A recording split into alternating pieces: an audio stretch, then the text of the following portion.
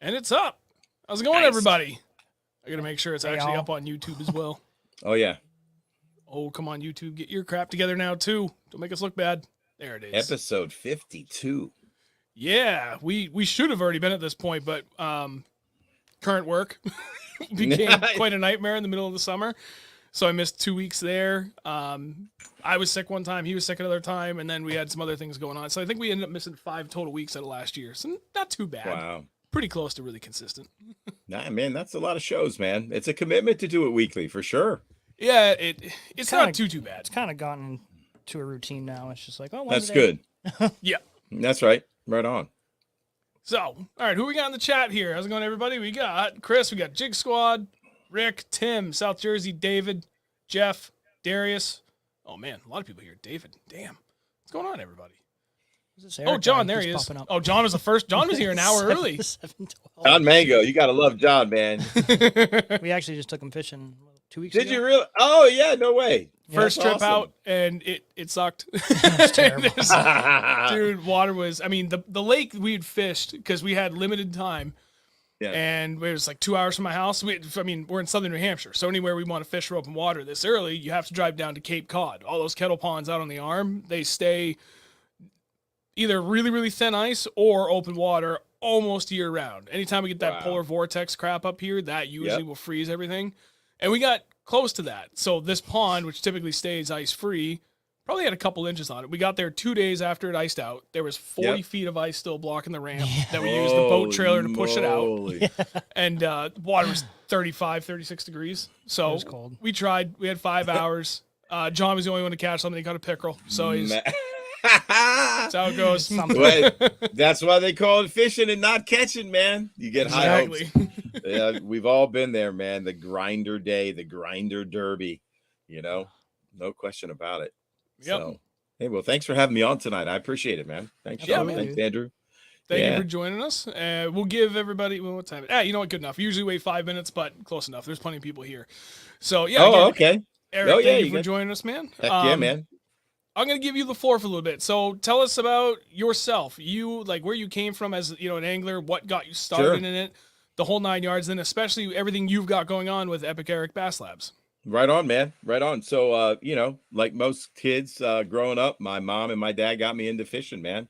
There were local ponds in the neighborhood where I grew up, and I got hooked early.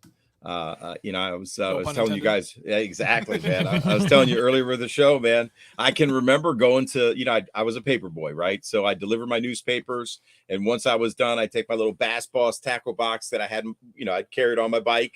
I'd have one rod, and I'd roll down to the front lake right in front of my community and just start fishing. I bought a lifetime subscription to Bassmaster magazine for $150. I think when I was around 12. And I'm still Jeez. getting it today, man. So Nice. I won't, without telling you how old I am, it's over 40 years been getting that magazine. So Right yeah. up there, I have a bunch my dad gave me that I still have from Yeah. the 70s that he got when he was younger. it's incredible, man. I was a subscriber back then. And you know what I really love to do? I couldn't wait for every month's issue of Bassmaster to come out, because I would literally read an article, hear a tip, see a hack, and go down and test it. I can remember one of the hacks that really got me like hooked on hacking baits, if you will. They were talking about a Johnson silver minnow, and I was throwing a gold one, by the way. And they're like, pork is expensive. Just take a trash bag, a white trash bag, and cut pork strips. Man, I put a piece of a trash bag cut in the shape of a pork strip on the back of a Johnson silver minnow, and literally there was a cable. The big round spools that they put like big cable on, like underground cable. Yeah. Yeah. It had rolled into the front lake of my community, and it was sitting in about 5 foot of water. So it was sitting on the bottom like this, so you could see the top of it. So it's like this little shelf these bass would get under. And so I threw the Johnson minnow right by it, and I stopped it, and it fluttered down, and like a 3.5 came out and just engulfed it. And I'm like, man, that was badass. That's awesome. That was Try badass. that. I had another day where I read about, like, who throws an inline spinner anymore? I mean, like, for bass fishing, like serious bass fishermen, would you open up their box and find a MEP spinner? Oh, And as you'd a probably kid, Find one out of every 1,000 people. I Right, know some right. guys still do it, but yeah, to your Yeah. point, it's exceedingly rare that some guys Probably still for do it. smallies. right, for smallies for sure, but it's a forgotten about, I think, panic kind of lure for largemouth. And guess what? It still catches them today, just like it did then. I read an article in Bassmaster magazine about slow rolling inline spinners. So I had in tiny ones, because I had very small, we had golden shiners in there. And so, they would spawn, and they had little tiny shiners in there.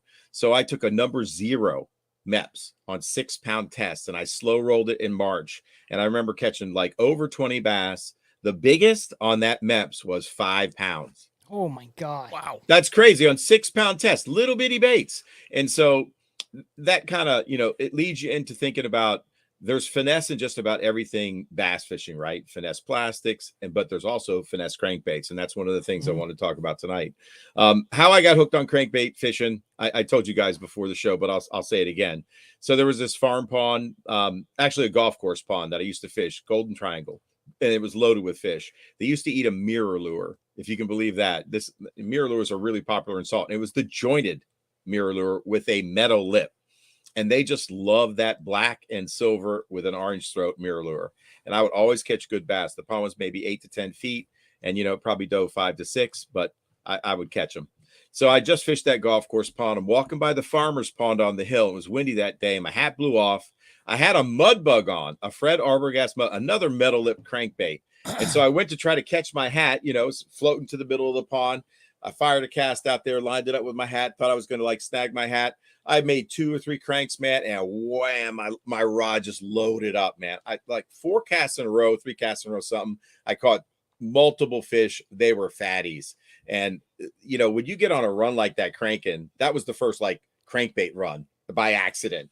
And there was just something about the feeling of cranking something down, the rod loading up, and fighting a fish on a treble hook bait, man. So I told the guys the second half of that story was we snuck on a week later, and we got caught by the farmer and his farm hands. So that's for another show. But man, that's me, man. Those are the stories that got me hooked. I can remember the bites. I can remember throwing a fly rod with a bumblebee, a little fly, and seeing a blue eat it, man. Just, all those moments, slow rolling a shyster, another inline spinner, the white with black little dots, and then the yellow one, man, they would either eat the gold or the silver blade, but slow rolling inline spinners, kind of like slow rolling a spinner bait. But I didn't throw spinner baits back then. I threw inline spinners, and you just get hooked, man. You just get hooked. And so I've been a bassin fanatic ever since, man. Thanks to my mom and my dad. God rest their souls. So yeah, really, you catch one bass and it's almost impossible not to get hooked on it. Right? Oh yeah. It's and then all the dimensions of bass fishing, right? I mean, whether it's cranking or soft plastics or throwing a floating worm.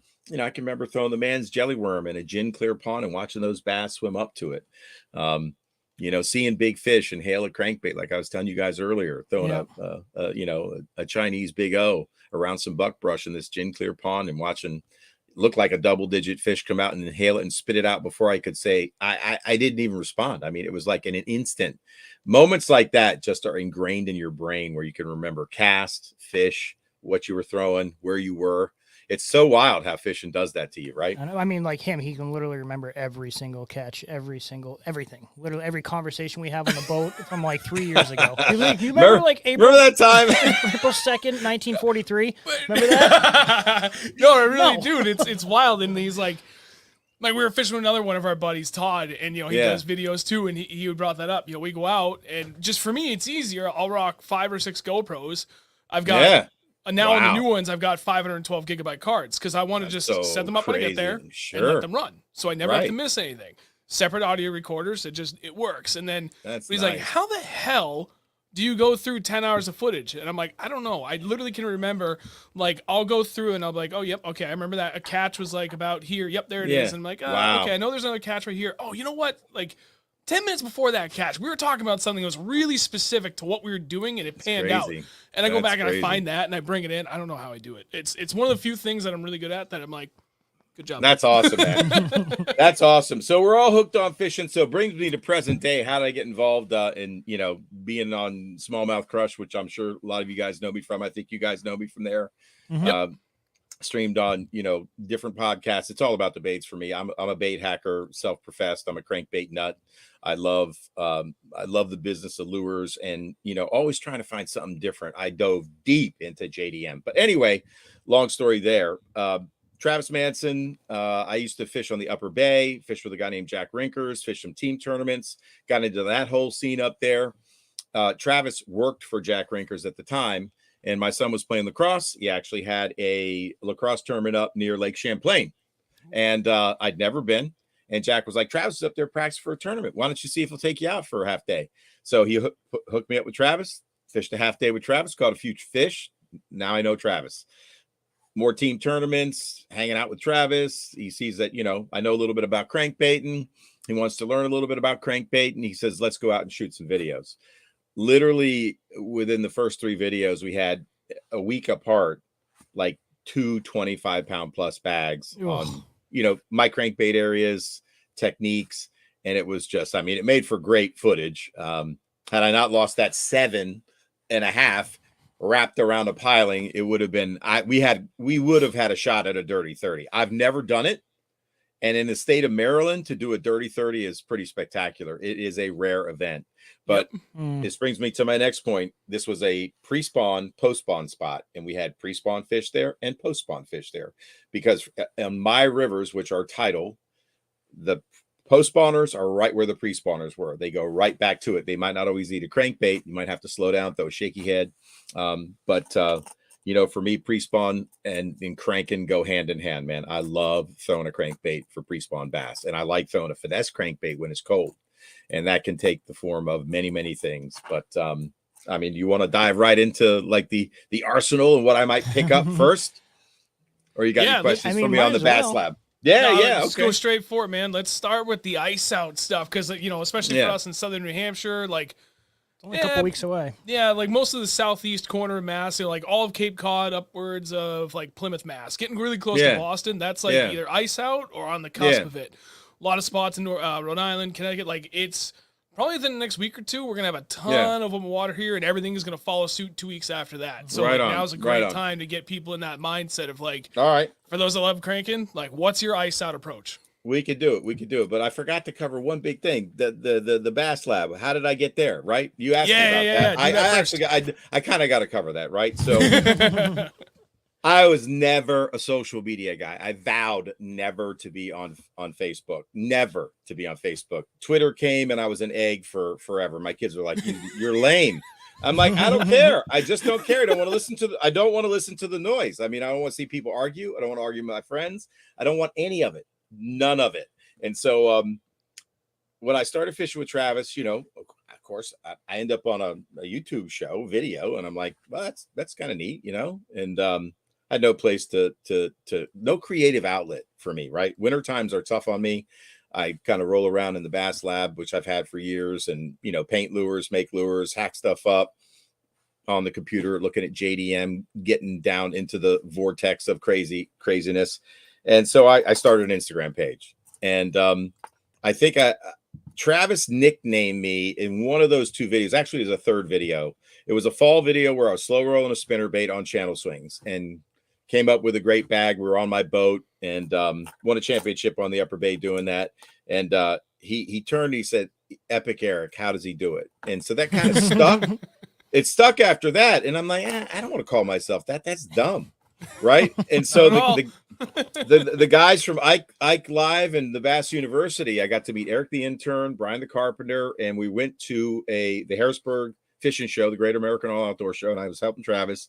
And he had a booth there, and they're like, "Dude, you got to change your stupid Flying Fish 2000 Instagram." That was my eBay name. Flying Fish 2000, my buyer name. And they're like, "What the hell is that?" I don't know. I like to find fish, whatever, man. I don't care. They're like, "You got to be Epic Eric." So I'm like, all right. Well, look. And so that name was taken. They're like, officials open. So I took it, and it stuck. They convinced me to do it. And then, from there, it morphed into the Bass Lab, and I launched a little site, got in touch with Goonie Wolf, who does some of the most amazing bass art. I'll show a few stickers if you don't mind, because go for it, man.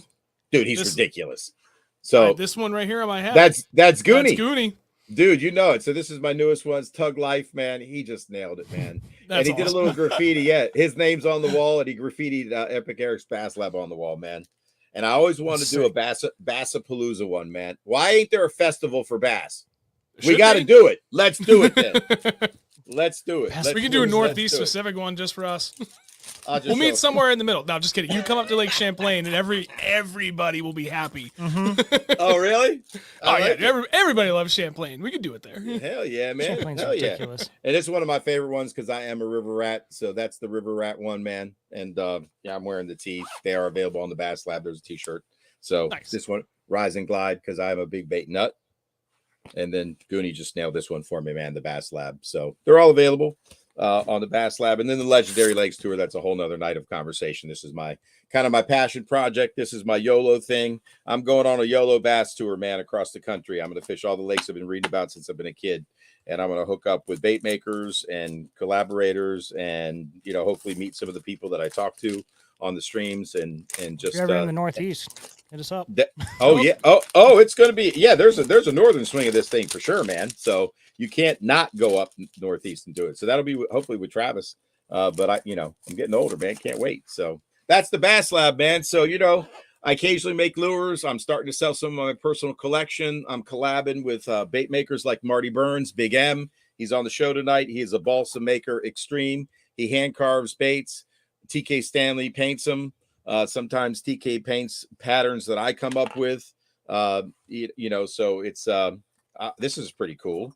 I'm a big super shallow crankbait nut. I wanted an Aaron's Morning Dawn crankbait, and I had the nail polish. I painted the sample. I sent the nail polish to TK, and he made it better. And so, I sold these and donated the proceeds. All the profits for this went to the Aaron Martin's Family Fund, $500 awesome. from the sale of these crankbaits. Yeah. So they sold out real quick, man. I appreciated the support from all the people on the stream. And then this is my pride and joy, man. This is I caught a smallie up on the St. Lawrence on the first cast, and then we didn't catch a fish after that. not on a plastic bait, not on this crankbait. The first cast, the Junebug crankbait. I always wondered why people didn't do a Junebug crankbait. And because, I wanted like a whole worm series of crankbaits, like red shad, all iconic colors of crankbait. Nobody does a good black and blue, but we did, me and TK. So this is the Junebug. This is Sally Hansen nail polish for anybody who wants to know, right in my basement. And awesome. that is the bait that caught that smile. And I've caught many, many fish on it, but I'm retiring this one. So I painted a bunch of them up. So anyway, that's the Bass Lab in a nutshell, man. It's just bait hacks, collaborations, and craziness. Nice. Love it. Hopefully that explained it for you. Yeah, we did. We did pretty good on that. All right, cool. So real quick, before we dive into the minutia of everything and talk about cranking, just want to touch base real quick on the channel for everybody that's watching, that showed up. Thank you very much. Everybody that went the extra mile, dropped a like on the stream, or shared it even earlier. That's been hugely helpful for our growth. So that's awesome. Again, thank you very much for that. I updated the stream donation goal, and I'm an idiot, and I forgot to put it back on here again. But so last week we got $60. We're at 60 out of 500. That next purchase goal for the channel, we're getting hooked up through a friend to get a really nice drone, which would be kind of nice to add to the channel. Really nice. Yeah. So anybody that's willing to donate, you can either do it directly through, directly through YouTube if you have that set up, or down the video description below. There's a link to both our PayPal and our Venmo. Literally anything and everything helps. So thank you, man. I'll donate. Donate. Here's what I'm going to do. I'm going to do a giveaway, and whatever I raise from the giveaway goes to your channel. No How's shit. that? Yep. Thank you. So, that'd be sick. I'm gonna.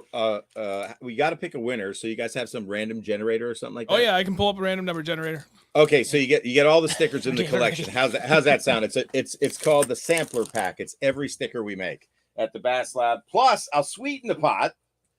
So what's he got? How do you make money? Wait a minute. So people got to actually say they'll pay something for it, right? Yeah. So, well, I put it this way. the last time we did a thing. Is this an auction? The last time we did a thing was 2 weeks ago. We did a hat raffle. So, for every $2 that people paid was an entry. Okay. Is that how we did it? Yeah. Okay. Yeah, so for every $2 people donated was an entry. It literally took me like 45 minutes to square up how many people entered and how many entries they had. Andrew's like carrying this for almost an hour. I'm like furious in Excel. I'm like, oh my God, I got to get everybody in here. What's the total count? All right. So this is called the Firebug. This is another TK pattern. This is reminiscent of the Junebug. This is a great early spring color, man. So this is a square bill collab between me and TK Stanley. So let's raffle this off. Let's say an entry. Tonight's entry is $5 for the sampler pack. And I might just throw one more special thing in, and I'm not tying any more of these. So do not ask me right now. I'm trying to get a production tire for me. This is, and Carl Acorn Acorn can attest. This is the Shaky Jig Worm. This is not a jig. He was telling me you were going to show us this. I'm excited to hear this. I am. So you know, I do it in red and black. I do it in green pumpkin. I do it in all sorts of flavors, man. But you can throw a craw on the back of it. You can throw a worm on the back of it. I like to throw a flat bottom worm. That's my jam. So this is a flat bottom. I think it catches more water. This is the Nocos. They don't make them anymore. I wish they did. But I really, really love, if you can believe it or not, salmon worms. Salmon worms. They used to make them flat bottom, like that crazy little fluorescent. They started making them round. So I'm almost out of my old flat bottom. But anyway, you can throw a trick worm on it, any floating worm. I mean, you know, I just want it to float, right? When it's standing on the bottom. But I tie it long. I tie it kind of like Japanese style, if you will. If you've noticed some of the JDM jigs that are micro jigs, they leave the material super long. There's a lot of layers in this jig. There's some, you know, hackle going around the front. You see the long material. There's some micro flash in there. Can you see the gold? Yeah. Anyway, I've taken these out in the winter when it's really cold, and I've just hammered big fish. I think my first fish I caught was like a 5. I was on the Potomac. It's on my Instagram. I was with Tim McGlenn, and just every time I take it out and stick with it, they just respond to it well. So it's not quite as bulky as a jig. That's my purple rain color, but and that's UV flash right there. So I'm all about the UV. But anyway, yeah, man. So I'll throw in a Shaky Jig Worm or 2 with the crankbait and the sticker pack. How's that? That should raise some money for you guys. Oh yeah, dude. Thank you. I appreciate it. Yeah, heck yeah. So an entry is $5. How do they enter?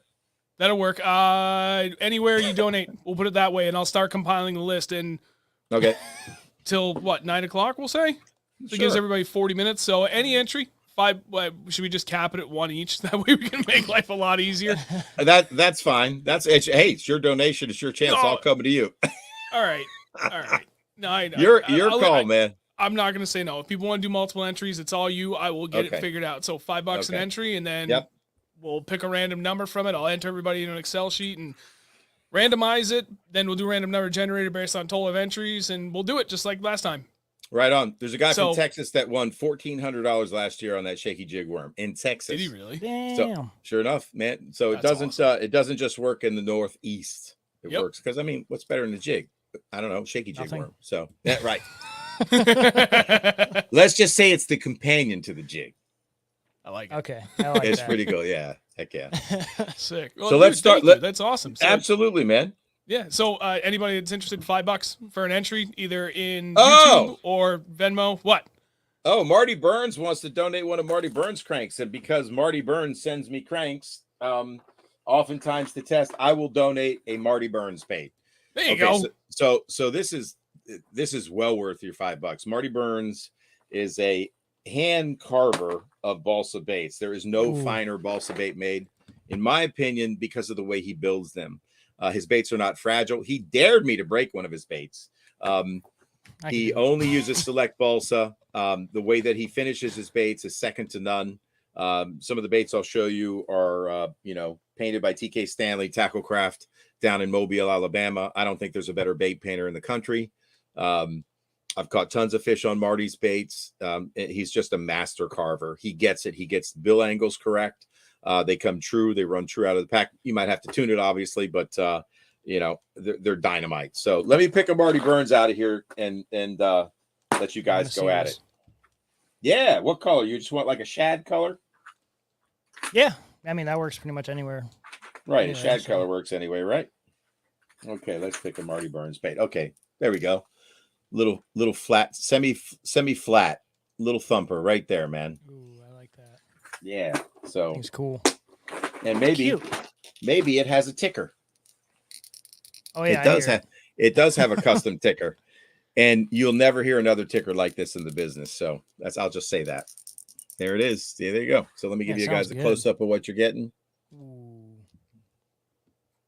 That thing is sexy. Look at TK's eye perfection, man. That's the mark of a great painter, man. So TK Stanley, signed it on the bottom, but little dab of orange throat there, right there. But flat side balsa by Marty Burns.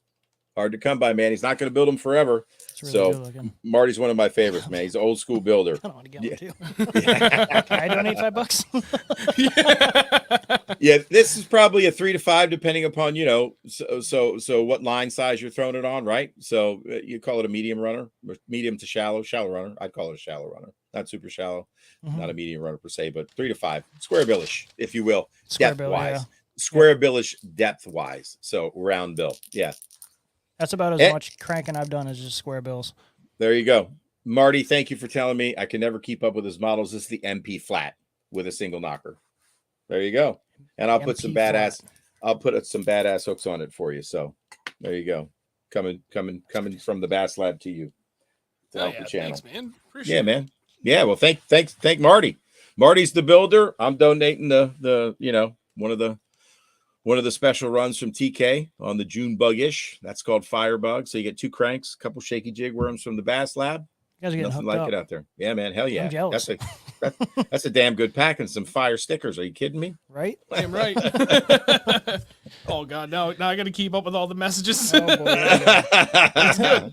So, all right. Thank you both you, Eric and Marty. That's friggin' awesome. You guys are the best. Thank you. Yep. So, all right, I'll continue to take notes while we're doing this, but let's dive into the seasonal aspect of it. You know, what we were talking about before. Let's go into ice out. Like, how are you tackling it for... Well, I mean, man, keep it wide open, however you want to tackle it. Like, I would think, like, we can talk about it both from specifically largemouth versus smallmouth, super clear water, you know, like glacial lakes versus kettle ponds. Like, have at it, man. Just go for it. Yeah. So I'm a river rat, so I got to kind of take it from a river perspective. I do fish lakes, too. So I'll have tournaments right now. My first tournament is this weekend, and that's down in Carolina, so it's going to be a little warmer. But typically when I'm fishing in March, it's cold. You can always count on a cold front. The water is still in the high 40s, low 50s. It could be in the low 40s. I fish plenty of low 40 water. Sometimes I'll fish sub 40 water with a crankbait. But I like it in that 40-degree range. The first thing I'm probably going to pick up is a flat-sided crankbait or a Shad Wrap. Shad Wrap in number 5, 6. I wouldn't necessarily throw 7 unless I'm around bigger fish or bigger forage, right? So this is an old Shad Wrap. It's probably from Ireland. You can see it's faded a little bit. They have another great color called Live River Shad. One of the things that you can do if you want to get that faded look, this is a little hack. So I'll start with a hack right out of the gate. So this is like a cuticle cube. Your wife probably has one. Yeah, you could have. Yeah, man, to keep your cuticles, right? Yeah, I don't have a wife, so I don't have a cuticle cube on hand. You can really use fine grit sandpaper. You can use a cuticle cube. You can use steel wool, but you can knock the shine down. So, you know, just rub it on the side. And then as you wipe that clear coat off, it knocks the shine down. It'll make it a matte finish.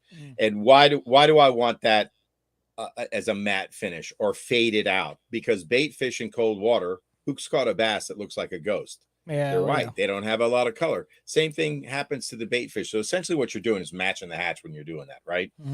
So I fish these baits on a spinning rod. Any 7-foot medium action spinning rod will be fine. You know, don't stress out if you got an extra fast action or a fast action. You know, you could go medium light too, actually. I mean, that's my preference. That would be fun. It is because, you know, you want a parabolic bend, right? You want the fish to be able to inhale the crankbait. So you want that tip to be really super soft. They're sucking that crankbait in. You just want to lean into that fish. So 2 things are really important. Super freaking sharp hooks, right? Gamakatsu for any of my Shad Wraps, number 5, number 6. I'm using a number 5 Gamakatsu bronze hook. A lot of people say they don't make a number 5, but they do. It's really hard to find. Maybe your local tackle shop, if they're a Gamakatsu dealer, can get you the number 5s. They used to reserve those for lure manufacturers. They also make a number 3 because normally you only see 2, 4, and 6, right? But there's a 3 and a 5 in Gamakatsu. I like a light wire hook. I don't want a big gaff hook. I'm throwing it on a spinning rod. I'm throwing it on 8-pound test. Some guys will geek out and go down to 6, right? But 8-pound test, super supple line. I don't mind mono. As long as it's not coily or crazy, you can run some warm water over it if it's cold to release the tension. Line management, your Real Magic is great for it when you're going out because that'll also help, your guys from freezing up. But the the other thing, you can upsize the hooks on these to make them suspend. The other thing you can do, everybody's heard of a Storm suspend strips. I don't like them because they don't stick for some reason. The dots or it never stays on. So they don't usually last too long. No, but go to Dick's Sporting Goods or whatever your sporting goods store and get lead golf tape. That stays on. Oh, that's a good idea. Cut it into strips. Pre-cut it, take it with you. And then, because, you could also try to at home measure your water temp, make it cold and then see how much weight you have to put on. You can add it. A really quick hack, because these flat-sided baits, like a flat-sided ball saw, I'll pull out a Marty Burns flat side that's going in the game this weekend. They tend to tumble, right? So the Shad Wrap, you'll notice on the back that I've wrapped some lead wire that I bought at the Fly Tying shop. So wrapping that lead wire makes that thing tail weighted. So when I cast it, you follow me? I'm letting the rod load up. It sends it, right? So you'll still get the tumble, but man, when you do it right, it's going. And so what's kind of cool is because it's tail weighted, right? And there's more balsa here. So this thing is digging along the bottom. When I pause it, and I do a lot of worming. I talk about worming a crankbait. I'm not just sitting there reeling, steady. I'm basically reeling it down to depth. And once I get to depth, I'm pulling it across the bottom and I'm feeling for rock or cover, right? Because, this is not a burn situation for me. The water's cold. The fish are lethargic. I want that bait to stay in the strike zone. So I'm worming it. I'm pulling the rod and I'm stopping. Because it's tail weighted, this thing wants to do that. So that creates secondary action. Secondary action in crankbait fishing is really important. Some baits are better at it than others. Not all baits need it. Sometimes you want to burn a crankbait. So this is the other flat side that I would go with. Any shad profile, but when I say flat side, it's very thin. It's got a round bill and it's got a very tight action to it. Sometimes you want more buoyancy in a balsa bait. It just depends on the season. But nonetheless, early spring, I do want to weight my baits. And you can upsize the hooks to achieve that slower rise effect. You can throw lead on the underside in front of the hook hanger. So right there where that red is, if you will. And then if you're geeked out that you're missing your red because there's lead tape, get some red fingernail polish and paint over the lead tape and let it dry before the tournament or before you go fishing. So now you got that red or orange throat. What about you're saying secondary action? What about throwing a feather on the back on the rear treble? You could. If the feather's too long or too heavy, it'll impede the action and change it, right? So absolutely, clip the feathers short. Or buy some.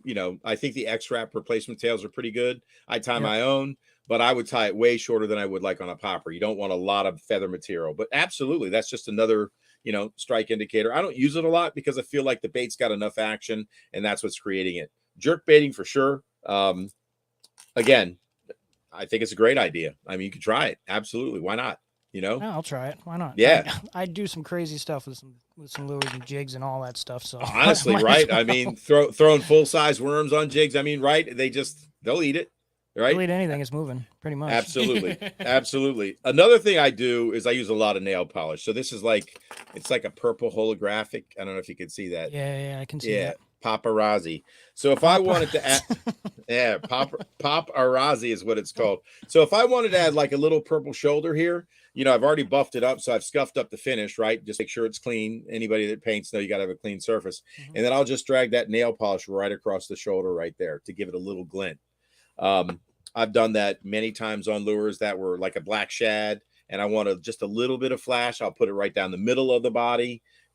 Let your imagination roll. If you want to throw a chartreuse belly on it, you absolutely could, because there's no, this is a very natural looking bait. There's nothing on the belly, but let's say you were fishing muddy water. You could turn this into a chartreuse sexy shad just with fingernail polish. It doesn't have to look pretty. You don't need an airbrush. Certainly if you want to send it to a painter, for sure. Anyway, back to the Shad Wrap. My other favorite color is that crawfish right there. That's money. Like that so in a 5, 6, or a 7. So, they make it in, whatever your forage is, but most places have either shiners. They've got shad running around. You've got perch. You've got bluegill. Whatever, chub. I mean, who knows what your body of water is? But they make baits in all different colors. So. The Shad Wrap is for the coldest water, probably one of the things that I love the most. But right now, flat side, that's going to be on my rod first cast this weekend. And, comes in a lot of different colors that TK painted up for me, man. So, very old school, very old school. There's one, that could be a bluegill. That's like my money color for square bill right there. There it is, if man. I'm going to throw a square bill, it's going to be that color. Right on, man. Little Ozark shad. That's one of the patterns that's nice washed out, kind of a bonish color for water that's a little colder. We got a copper craw in this bag, and Marty foiled these baits. That's badass right there. Yeah, that's getting bit. Sick. Oh yeah, that's getting bit this weekend. No doubt about it. You know where I'd be throwing probably the hell out of so. that thing? I know exactly where you're New Hampshire Brownie Factory. Yep. Because those perch in that lake, it's a giant glacial lake in New Hampshire. The perch in there have like these nuclear orange bellies. So you throw something like that and it's lights out up there. That's so awesome, man. That's so awesome. So that's a sampling of the Marty Burns baits that are going to be in the game this weekend. So on the flat side, but I'm a huge flat side fan. Certainly those are things that I rely on all the way up through the spawn, right before the spawn. When the fish get on the bed, it's something else, right? Once they get to the bank, like the bucks are up first, the females are off. I feel like a lot of people are fishing the shore and the visible cover, but the larger fish are underneath the boat, right? Right. Hey, right. Exactly. So paralleling with that bait that gets to depth, whatever depth those pre-spawn fish are for you, deep for me on my tidal rivers is 8 foot to 10 foot. Which is actually like right in line with a lot of the kettle ponds that we find in New Hampshire, really all over New England. Yeah. But like that's average for your deep. I gotcha. Okay. Yep. Have you guys ever thrown the wiggle wart up there or the rock crawlers? I have 3 of them in my truck right now. Yeah. I've thrown so when I first when I got beyond what my dad taught me up until I was like 20 years old, which 4-inch black rubber worm Texas rig. And I was like, okay, I need to do more. So the very first thing I got into cranking, wiggle wart and the Rapala, the DT4s and the DT6s were what I started with. And I loved them. That was like all I threw. And then as I continued to learn other new techniques, I fell away from cranking. Probably like 5 or 6 years ago, and I picked it back up again last year. And I went right back to the Rapala and the wiggle. Perch DT4. There's something about that perch that Rapala DT4 that just still works. And I still have a bunch of the wood ones, but I think all the new ones are plastic now. No. I hope not. They're still wood? Okay. Oh my God, they're still awesome, man. I mean, Rapala DT6 and a Rapala DT4, I mean, iconically one of the best baits ever made. If we're talking wood, production wood, some of the quality has been inconsistent over the years, but I think it's a darn good value for what you're paying. No question about it. So, plastic baits, if I'm throwing a plastic bait, the Flat A is probably one of my all-time money baits. It just gets bit. It's got a unique action. There's no other bait like it. I don't know how to describe the action except for that it's like this hard X action. I find that baits that have this hard X action just get jammed. So that's one of my favorite colors. Not made anymore. Ozark Shad. TK Stanley did an amazing job for me on a restoration and a duplication of Ozark Shad. And then he's got another color, which is like for, I think, the clear water fisheries, which would be great. It's like a reflector color. So that's a ghost color in a Flat A, right? Like so yeah, it's got that olive back, right? So there's and that's the regular Ozark Shad. It was a Bill Dance signature series, but the Flat A just has a vibration that's just dynamite. So, and then TK did some OG wiggle warts for me, which are basically works of art. I'll never throw them because I couldn't stand losing that bait. I mean, what I need to do is I need to get my magnifier out. He did some candy colors for me too. Hella Bass was saying that in the chat. He's like, Eric, where's your magnifying glass? oh, you knew it was coming, Hella. Come on now. So, I mean, I'd be remiss if I didn't show a wiggle wart, right? So here's the magnifier. Let's see if it works tonight, man. Oh, this is awesome. Oh my God. Right. Look at the detail in that bait. So let me get the camera to focus on it without. Hold on, I'm having trouble with my microphone staying You're up. good. Take your time. Yeah. How's that, man? Can you see it good? Oh yeah. Get the camera to really it is. focus Perfect. in on it. Oh, my look at that. God. Look at that. Look at that. And that that's it's museum quality. I mean, I don't even know how he does it, man. But look at the olive one. This is pretty badass too.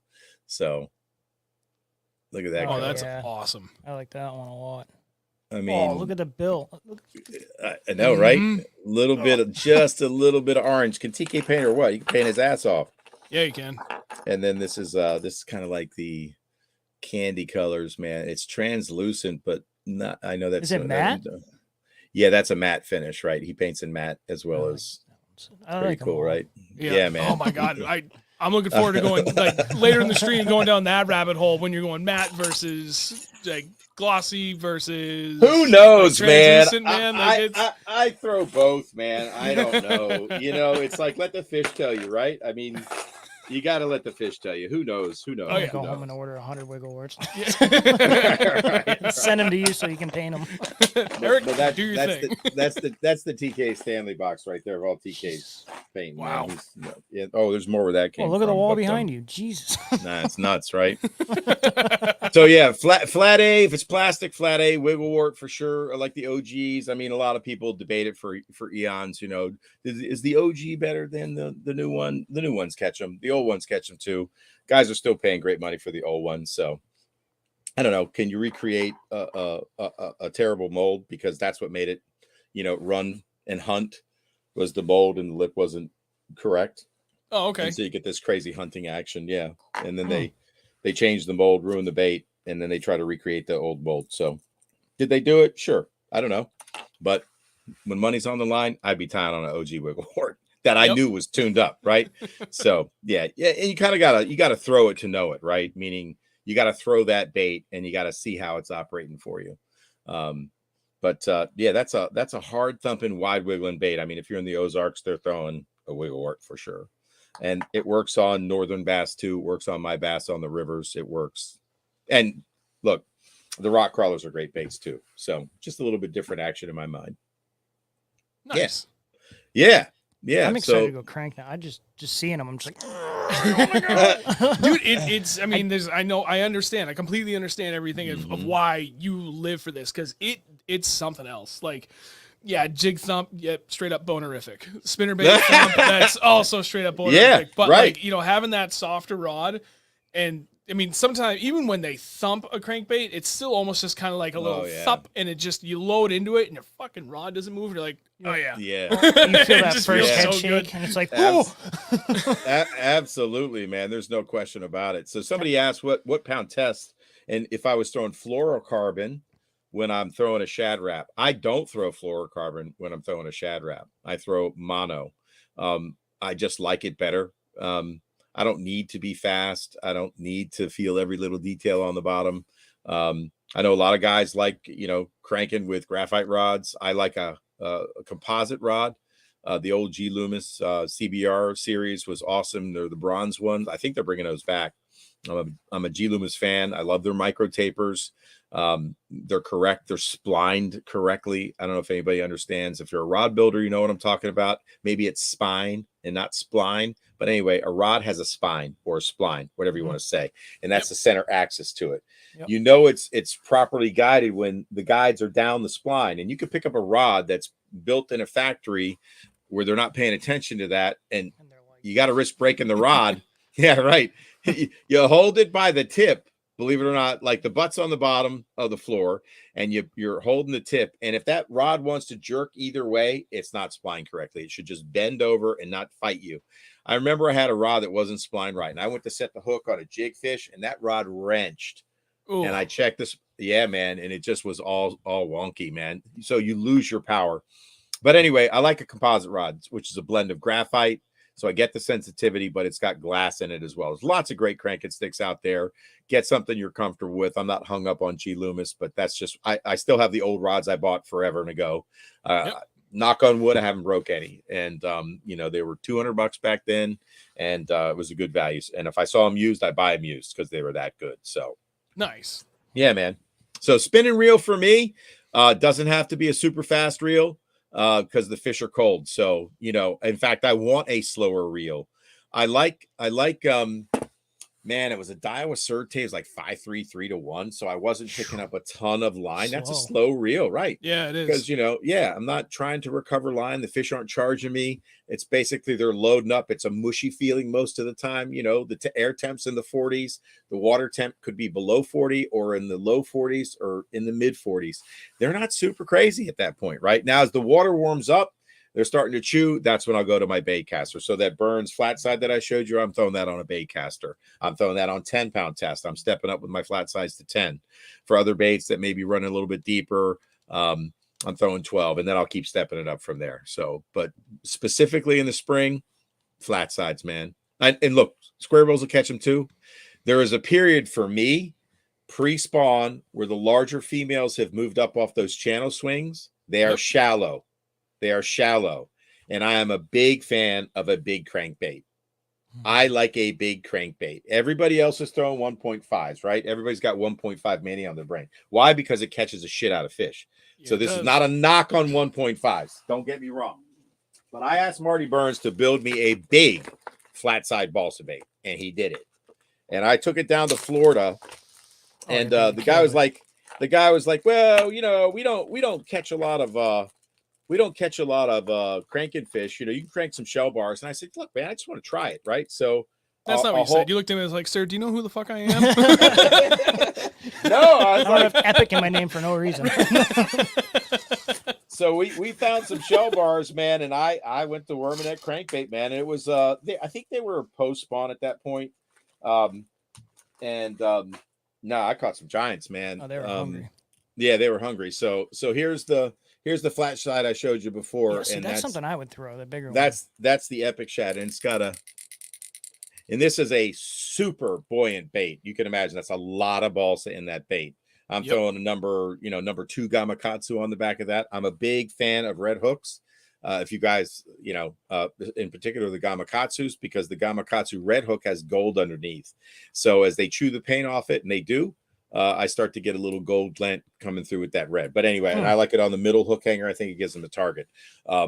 And for people that say they can't see red, then why do they eat the hell out of a jackhammer that's red? Fire crawl, like you can't red trap. Thank you. What are they? They hitting something they can't see? So stop it. Don't even argue with me tonight on that one. All right. So last 3 years I've been killing it on that fire crawl jackhammer. I was like, the color's not good. I'm like, okay, well, all my 4-pounders tend to disagree with you. Right. So this bait is I'm worming it, and this could be any. This could be a BDS. I'm a big Lucky Craft fan in plastic. The BDS 3, the BDS 4, BDS 2, BDS 1. They're fat bodied, wide, wobbling. They move a lot of water. The BDS 4 is a big bait too. The BDS 3 is a big bait as well, and they are square bills. So if you're a big square bill fan, yeah, buy Lucky Craft. And anyway, this bait excels for a couple of reasons. One, no plastic bait can match the buoyancy of balsa. There's one square bill out there that does, but it's almost too buoyant. It is hard to reel. It's made by Shimano. It's called the Macbeth. It is a hard thumping, but I'm fighting to keep it down. So I don't like it for that reason. But that's the most buoyant bait other than the Bomber Fat A. That's a really buoyant bait too. But anyway, this bait, when it backs up, it backs out of cover. So if I'm worming it, and I hit a tree, it's gonna. This thing backs about, and it does another thing. It wobbles on the rise. So the secondary action. And hear me talk about that a lot. Secondary action can be like what I was saying about the Shad Wrap when I tail weight it. That it's wanting to do this. So that's a fleeing, right? That bass has to make a decision when it stops. The bass, when I hit the cover, it backs out, and then I engage the reel. It comes back at him. You'll get a lot of bites as you're pulling, stopping, or you're reeling. You're feeling your line tense up. You're coming to a log. You hit the log, or you slow your retrieve down, or you hit a big rock at the flex. Or if I'm worming in particular, I find it's a really good technique for me if I'm not doing other retrieves. Because cranking to me is all about depth, speed, and cadence. Because if I'm worming, that's a slow retrieve. So my speed is slow. I know the depth that I'm at because I'm using a crankbait to either, shallow, medium, or deep, right? Or Right. extra deep, right? So I know the depth that my crankbait is achieving because I have to know that, right? I need to contact bottom 9 times out of 10 with a bait, unless I'm fishing over grass, but you're still contacting, the bottom because that's triggering bites. Anyway, this bait, when it wobbles, that's that secondary action that I think triggers strikes. So I love crankbaits that do funny things when they back up fast and hard out of cover, or they sit and suspend, or they want to slowly rise, right? There's a jerk bait, and probably you guys have, maybe you've heard of it.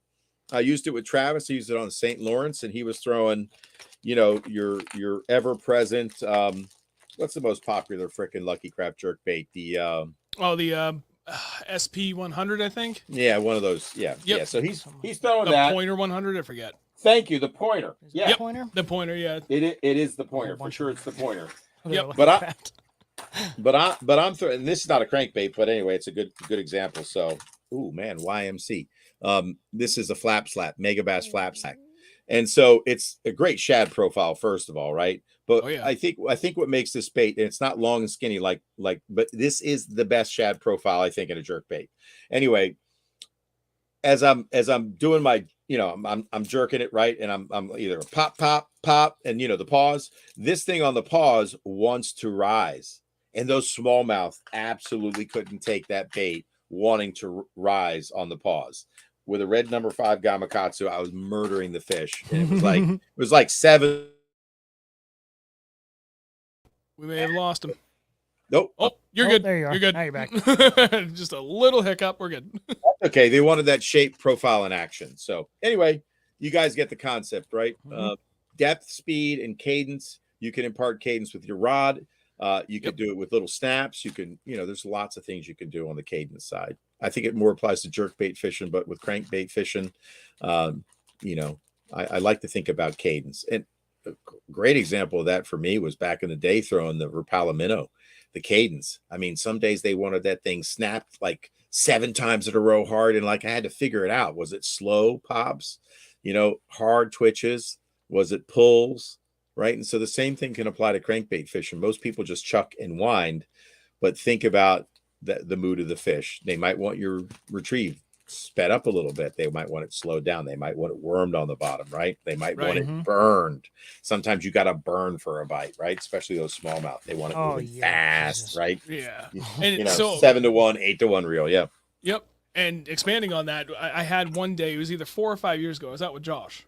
And there's a small kettle pond not too far from here that is it's just a great numbers lake. Used to be good for quality. Ice fishermen kind of depleted it. But, if you just want to go bend the rod on 52 pounders, 1 to 2 pounders, you can get that done. It's great in the spring. And there's this channel out in the back that's pretty shallow, and all the fish had pushed up into it. We had some warm rain. Yep. And to that point, I was starting to get back into cranking again, trying to work some baits, and you could tell they were reactionary, but water still wasn't quite warm enough for them to be really aggressively reactionary. Yeah. We're trying to work shallow jerk baits, and we weren't really quite moving it fast enough that it would get their attention. They'd turn, but they wouldn't follow. And it was really clear back here. So I'm okay, well, I'll try a square bill. Pick up the KVD 2.5. Yep.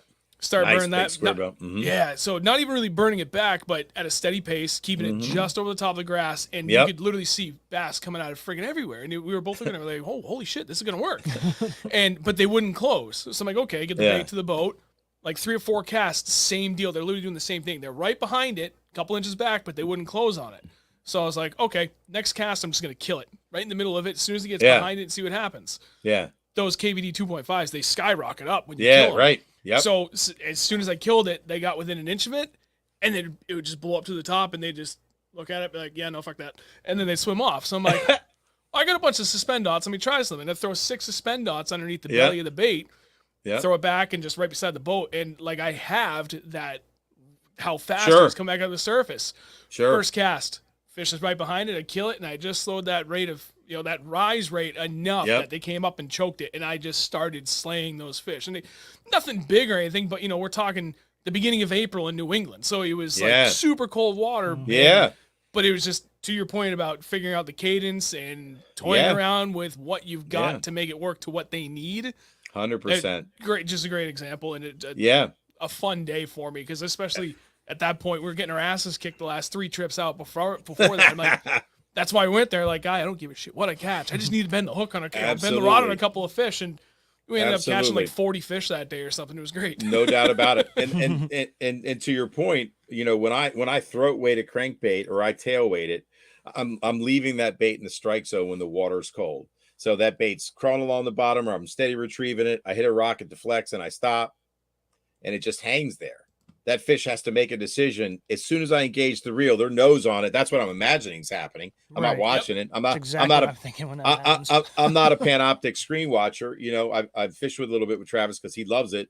I'd rather fish, you know, in the back and just fish natural. It is fun to watch, by the way. Yeah, right, right. I mean, you can't fight it. But no, I've never seen a bass eat a crankbait on panoptics. I've felt them eat it. Sometimes I don't feel them eat it. Sometimes they're behind it and they've inhaled it and the bait stops vibrating. But no, don't sleep on weighting your crankbaits in the spring, either with a throat weight. I know a lot of people do it with jerk baits. They all talk about suspension with jerk baits, but I don't find a lot of people talking about it with a crankbait. So good tip. And your story is a great illustration of that, Sean. Mm-hmm. Thank you. Heck yeah, man. You know it. You know it. You know it. So there's a moment in time post-spawn or pre-spawn where the bigger females get on the wood. And, you know, I have to be a super shallow crankbait kind of freak because my fisheries get loaded with grass and the bigger bass love grass, right? You guys get a lot of grass up there, it sounds like? Oh, yeah. You fish the a lot of grass, a lot of timber, a lot of rocks, a lot of just everything pretty much. You fish the -1 or the timber tigers at all? Or I'm a super shallow crankbait freak. There's a Team Daiwa bait that's been discontinued. Anyway, so I've got a pretty solid super shallow crankbait arsenal. I've got some bladed cranks in that for post spawn. I'll talk about that in a minute because that's a whole category of baits that we could spend a lot of time on, both deep and shallow. Yeah, when they get on the wood, employing a super shallow crankbait in and around spawning areas can be a really good technique. You know, these are subsurface baits that run from 0 to 1 to 2 to 3. The timber tigers are, you know, designed for that. It's, you know, DC1, DC2, DC3, DC4. The -1 is just what it is. There's a Japanese bait called an Imakatsu wattle bats, which is a bladed crankbait that has the craziest hunting action that I've ever seen in a crankbait, and they achieve it through a blade on the bottom of the bait. Ooh, I like that. Yeah, this thing kind of hunts. So I love this. I love it pre-spawn, but I absolutely love it when fry garters are around. They absolutely murder this bait. Yeah, you cannot overpower the bait. So during post-spawn, they're feeding aggressively. They're garden fry. There's lots of ways to catch fish. But if you want to keep cranking, because it's a crankbait show, I like bladed cranks. There's something about that crazy action that just really pisses off bass on wood that are garden fry or bass in grass that are guarding fry. Post-spawn, they're going to eating, and they love a moving bait. So -1, Imakatsu wattle bat. There's a whole category of bladed crankbaits out there. So I don't know if you guys ever heard of it. I've never even heard of it, honestly. That's the first one I've ever seen. That's pretty cool. Yeah, the Japanese makers are pretty cool because they've figured out ways to engineer, you know, just the concept. Who would have thought of putting a blade on the bottom of a crankbait to make it hunt? Who would have thought of making a 24-inch glide? Yeah, right. I think I saw that guy cast it today, right? Was that the guy that just like he had it in the water and used the water tension to like throw it out there? It's insane, man. It's ridiculous. It's ridiculous, man. Huge. Right? It's nuts. It's nuts. But there's also a little category of baits that are like, you know, finesse crankbaits. And you know, one of the most iconic ones, I think, is the deep tiny end. It's a Norman bait. You know, this one's in red. But notice the large hooks on there. Rick Clunn kind of made this famous. I've gotten my ass kicked on this bait back in the day, post-spawn, when the fish are healing up. They don't want a big meal. So I'm throwing bigger baits pre-spawn because they're looking to, you know, eat up before they want to. They're feeding, right? But post-spawn, they're kind of finicky, right? Post-spawn blues, but they eat tiny baits. And that's probably one of the best ever made, in my opinion. There's a Japanese version. This has a slight rattle to it. But yeah, man, tiny crankbaits freaking catch fish. So there's a whole category that we could just dive into. But I just wanted to highlight that one, you know, for the viewers. Yeah, it's a cool little bait. Yeah, they make super shallow versions of tiny crankbaits too. And I've had days where, you know, the bait is small. I don't know if you guys have really tiny shad, but there's a place called Conowingo. We don't have any shad up here. But we do have a ton of shiners, gold shiners, and smelt. And how big are the smelt? Typically, like 3.5 to 4 inches for New Hampshire. You get in Vermont. There's a couple lakes that have like the one 6-inch ones. I snagged one that was like 7. There's 7 inch. That was insane. I've never. So that was like not know they could be that big. That was like a PB smelt. It was. Oh yeah, that was I'll a never multiple beat PB that. day. He gets 2 5+ smallies, beats his PB. No. That was a different day. That was the day I caught that 6-pound brown trout. Oh yeah. Holy on a Demiki. That was huge. Oh yeah, it was a 6 and a, 6 and a man. half, 6 and a half, 6 and a quarter, something like that. Yeah, just Demiki and down. I'm like, oh, there's a smallmouth down there. I'm like, what the fuck? Brown trout. That's incredible, man. That's cool. So how big are the shiners? Like I mean, the shiners spawn, so they got to have any. I mean, shiners get like my they pond can that get had shiner, big. They can Right. get big, like Florida big. Mine were big, man, like 6-8 inches sometimes. But Oh, then they had the crap. little baby. When they had the babies, they were, you know, tiny. Yeah, I mean, Tiny. there are some ponds around here that do have some pretty big shiners, 6-8 inches, Yeah. but they're usually 3, 4, 5 inches, somewhere around in there. Okay. Gotcha. So Yeah, they're not too naturally. big. So are perch on the menu for you guys a lot? Oh yeah, that's Oh, like yeah. the primary forage in pretty much most of New England. Like yellow perch, white perch. Sorry, if I go in exact order, I would say it's a toss up between where you go between yellow perch and what we would call the common sunfish, because it either could be sunfish or a bluegill or a red ear sunfish. Then Right. getting yellow perch. So what? The Behind that would be like bluegill. black crappie, things like Okay. that. So the bluegill patterns and perch patterns play. Oh, yeah. Yeah. So but are they ghost patterns? Would you throw a ghost pattern or the regular fire tiger? Like, are you throwing a hot? more of? I mean, you would throw a fire tiger. Actually, I don't have any fire tiger. Really? Yeah, but so I have a mix because I actually, there was a friend of mine that had it was Dragon Custom Tackle, and he did a bunch of custom painting on crankbaits, and they were amazing. Like he painted up some rainbow smelt for me, some regular smelt. I've got Hell yeah! a ton of different kind of like red all craw look really patterns, good. brown craw Yeah. patterns, some You have crappie, some white perch. crawfish. You have got crawfish, right? Oh yeah. Oh, I got green Oh, and that's oranges awesome. and reds Oh, and sure, browns. that's Like that's awesome. literally 80% of the crankbaits I own are like crawfish patterns. Right on. But for the majority of my bluegill and perch colors, they're like, hard paints. There's no transparency in it whatsoever. Okay. And then the rest are transparent. Okay, gotcha. Okay, just wondered if they would respond to the opaque color. I mean, you guys get dirtier water, or is it gin clear everything that you fish? I mean, all Literally the have a you're mix talking of about everything. Literally got everything. it. Just like So- down here, man. I mean, if Yep. I go to a high mountain reservoir in Maryland, it's going to be gin clear. If Yep. I'm fishing the river, it can be very clear because of the grass, like gin. And then you get a hard rain and it's soupy. Mud. Right, exactly. But inside that grass will be very clean. The grass is a crazy filter thing for us on the rivers. Oh yeah. But There's I'm actually a fishing pond up anything here from that stain. used to be like pretty stained, and I think it was this past year we went up there, and the milfoil has taken over this place, and it was like crystal clear gin water. It was insane, which is crazy. Never seen that place like that before. Nope. That's wild, man. That's Don't wild. let me. I'm going to start entering everybody into the sheet. How so we I can get doing? The randomizer going. So we're done. So it closed it up. I lost count. Last I think we had A lot. Wow, 69 entries. 69, baby. Hey. There you go. I You had- got to you double had- count, but You I'm had pretty sure. 69 entries. Yeah. I think so. Yeah. You guys made your whole budget for the year. I think we know. did. That's insane. And We then couldn't have done it some. without you, man. Like everything No, you just no, gave away, like the fucking that sold it. We weren't planning on doing this. And then so Marty Burns, he sweetened the pot, man. I mean, I had a custom TK and then a custom Burns and then a custom, man, that was awesome. Yeah, Man, you guys are yeah, amazing. Thank you. Thank you No, so much. no question. No question. Where the heck did I put that Burns bait that I was saying I was giving away? I hope I didn't put it back in the box. No, I got it. I'll find it. There's plenty. It's on this desk somewhere. You should see this desk, man. It's crazy. Anyway, that's awesome, man. Oh, there it is. I did put it aside. I put it with the, just so you guys don't worry. The prize package. There they are. Okay. Don't freak out. I was kind of nervous too. Nobody else panic. I've got it covered. Nobody else panic because I'm panicking for everybody. Oh my gosh, that's awesome. So we covered some ground, man.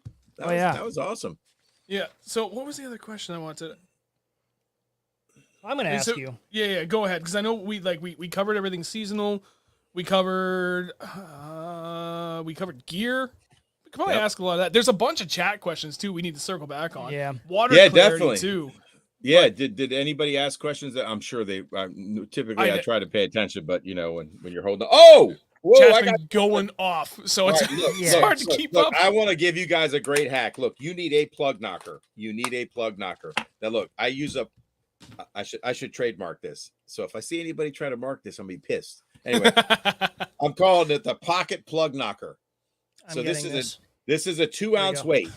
This is a there you go. It's a 2 ounce weight. You buy your tackle store. I got this. It's called a disc sinker from Bass Pro Shops. 2 ounce, right? So here, I'm gonna take my wire cutters, my snips, or whatever you want to call them. Okay, and then I have a snap. This is a snap. I also got this from Bass Pro Shops. It's pretty beefy. You guys see it, right? Yeah, it's a snap. Yep. There is no swivel, no need for it. So I take my 2 ounce sinker. This is one way to do it, by the way. And I just clip it, right? Clip it close to the base. Yep. So I'm going to clip it right now. It's done. I'm just going to open it up a little bit with my pliers. I'm going to put my snap on. I'm going to take that brass and I'm going to close it up. And I'm going to stick it in the lead. You know, I'm going to really put it down there hard. And look, when you get snagged, keep this in your pocket. You open the clip. It's a big clip because when your hands are cold, don't be cheap and get in the little clips, okay? Because you're going to hate me. All right. So you slide it on your line. You get over the snag, right? You drop it on semi-slack line. It hits it, right? And then you're basically, hopefully it knocks the plug off when you drop it down, right? But then you might have to like pop it like you do, like you're normally trying to get a snag off. I have saved so much money with that cheap little knocker. We lost so many weights doing that. And it's funny because I never got one until this year. And there's a spot we have up in Vermont that has just been insanely good to us. And I went out solo. When was that? I don't know. I think it was the end of October. You'll remember. I had 3 solo trips up there this fall. But there was one day I had a good day, but I also had a terrible day because I ended up losing I don't even know. I think I lost 5 of the Beast Coast open water sniper jigs from Travis. Sucks. Yeah, and I was like, I can't. I like the jig, but it hangs up like a bitch. Oh yeah, and I'm fishing isolated rock piles out in 50 feet of water too, so it was a nightmare. That's painful. I went to the store. You literally can get them back with that. I made almost the exact same thing you did, and I had a couple of different size clips. I found some saltwater ones, so they're kind of big, and I got some 2 ounce weights and some 3 ounce weights, and just send it down. Boom! Out it comes. It knocks the shit out of it. I got 100% of everything that was stuck back the rest of the season. I was like, I don't know why I didn't do this before. Isn't that funny, man? It's cheap, and make yourself if you're really plugging all day, that's what I call it. Do it, man. So. You got a minute? Can I show off a couple of my crankbaits that I painted with nail polish, fingernail polish, bros? There you go. That's a Lucky Craft. Damn. Flat CB. That's nail polish. Check that out. Here's a wiggle wart. Look at that Diablo. Whoa. That's all by hand, man. That's pretty sick. It's all by hand. Thanks. I like this one too. My little red and black kind of marbled. Oh, that one's cool. Isn't it though? Isn't it fun? So this is my jig crankbait, man. I wanted to make it look like a jig skirt. That's pretty. That's something I would throw. Black and blue, right? Black and blue. No, why doesn't any make a great black and blue crankbait? But that's a great question because I yelled myself blue talking about how important black and blue is for cold water, especially up here in the Northeast. Clear water, dark water doesn't matter, man. Yeah, man. Cold water. That black and blue is money. You know what's interesting is it doesn't. Now you got me all hyped. Hell yeah, hell yeah! Don't, man, leave it naked. It works better. Trust me. You don't want to paint your bull, Shad. Oh, there's another one of those bladed ones, man. That's my money bait right there. Ooh. That's dynamite. But this is who can name this pattern? It's a crackleback one, but who can name this? This should be all black, by the way. But anyway, who can name this pattern? Think about what I have a hard nature. time seeing it. What in nature has that down the back? That I don't know. Oh, Like a white stripe. a white skunk. I would say like my immediate thought was a friggin' loon for some reason. That's what it's called. It's called skunk. Skunk. It's an old school pattern, man. It's one of the best muddy, low light, muddy water, low light patterns ever made. And it's not sexy. It doesn't sell. Just like a black and blue crankbait. It's really hard to make a black and blue crankbait look sexy. But you know what? At the end of the day, it doesn't have to be sexy. It doesn't. But you know, a lot of the paint catches the fisherman's eye, right? Not the fish per se. Exactly. Mm-hmm. You know, we don't know. Bass's eyes, this is true. And this comes right from Berkeley. They're trained to see contrast, right? Contrast is the most important thing. So why is straight black such an effective color? Because it contrasts. Oh, yeah. So black and white is the two most contrasting colors. Like a black and white image, like we don't look at black and white photographs because everything's in color, right? All around us. But when you see a black and white photograph, the contrast is there and it's really powerful, right? Oh, this is the number 6 I wanted to show you guys. But that color's made today. That's an outstanding color. You can see I've got the number 5 Gamakatsus on. I haven't put any lead on it yet. But again, you can throat weight it, or you can tail weight it with the lead wrap. So yep, that's a great bait. That's a great bait. That is a great. It's my, one of the top, aside from the flat sides that Marty's making me. Nice. Right on, dude. I love those blues. So Andrew's got to step out for a second. I just finished filling out the spreadsheet. Now I just got to kind of randomize it. 72 entries, which is insane. That's crazy. That is absolutely insane. 72 entries. That's crazy. Yep. So again, thank you for all 3 of you guys putting everything together to make this happen. That's fucking amazing. Every week we do this, I'm continuously floored by how much support that we have just to fucking sit here and shoot the shit about fishing, man. Like I know we're providing value too by helping out, and you're like 100% carrying this episode this week. It's totally fine. Takes a lot of pressure off me this week. That's cool, man. No, happy to do it, man. Happy to do it, man. I know a lot of the people in the chat. They're on different podcasts that we got. Oh my gosh, Carl and some Modest Baits. Let's see, John Mango, Andrew Strobel. I saw Tim Maynard here, man. Who else? South Jersey Bass Fisher Matthew, Stephen Carey, my man. Oh yeah, everybody's in here. Oh, here we go. Yeah. Joe Virgil, John, Anthony. What's going on, man? Here we go. Here's a chat question. Jay Bass, what's the best things to look for structure area wise when you're new to crankbaits? Okay. For me, if you have riprap on your lake early season, fish the riprap. My man. If you have a pinch point, a bridge is a pinch point. It's a natural pinch point. If you have mapping available to you, channel swing banks where the channel comes close to the bank, the deepest water closest to the bank. If it has chunk rock that might transition to pea gravel, I like those transitions. Points are amazing, obviously, right? If there's any wood on that point, the better, outside of spawning bays, right? Because those fish are going to stage. They're going to come out of their winter pattern, their late winter pattern. They're going to start to move up, right? Days are getting longer, right? They're that natural thing is like, hey, I got to feed up because, in a month I've got to go do my thing. Like those fish right now, for me, it's still early. So they're going to be more on those channel swing banks. Then I'm going to look for, channel swing banks close to spawning bays. So points and secondary points, pockets if you're on a lake, right? And yep, exactly. But you cannot go wrong with riprap. They live it on all year. They live it on in the winter. They live it on in the summer. They live it on in the fall. And guess what? Everything that I just talked about today, in particular, flat-sided crankbaiting in the fall is one of my top techniques. I absolutely love it. I wait for it because shad, if you have them on, wherever you're watching, and I guess you guys don't have any shad, but do smelt do this? Tell me. So do smelt in the fall migrate to the backs of creeks?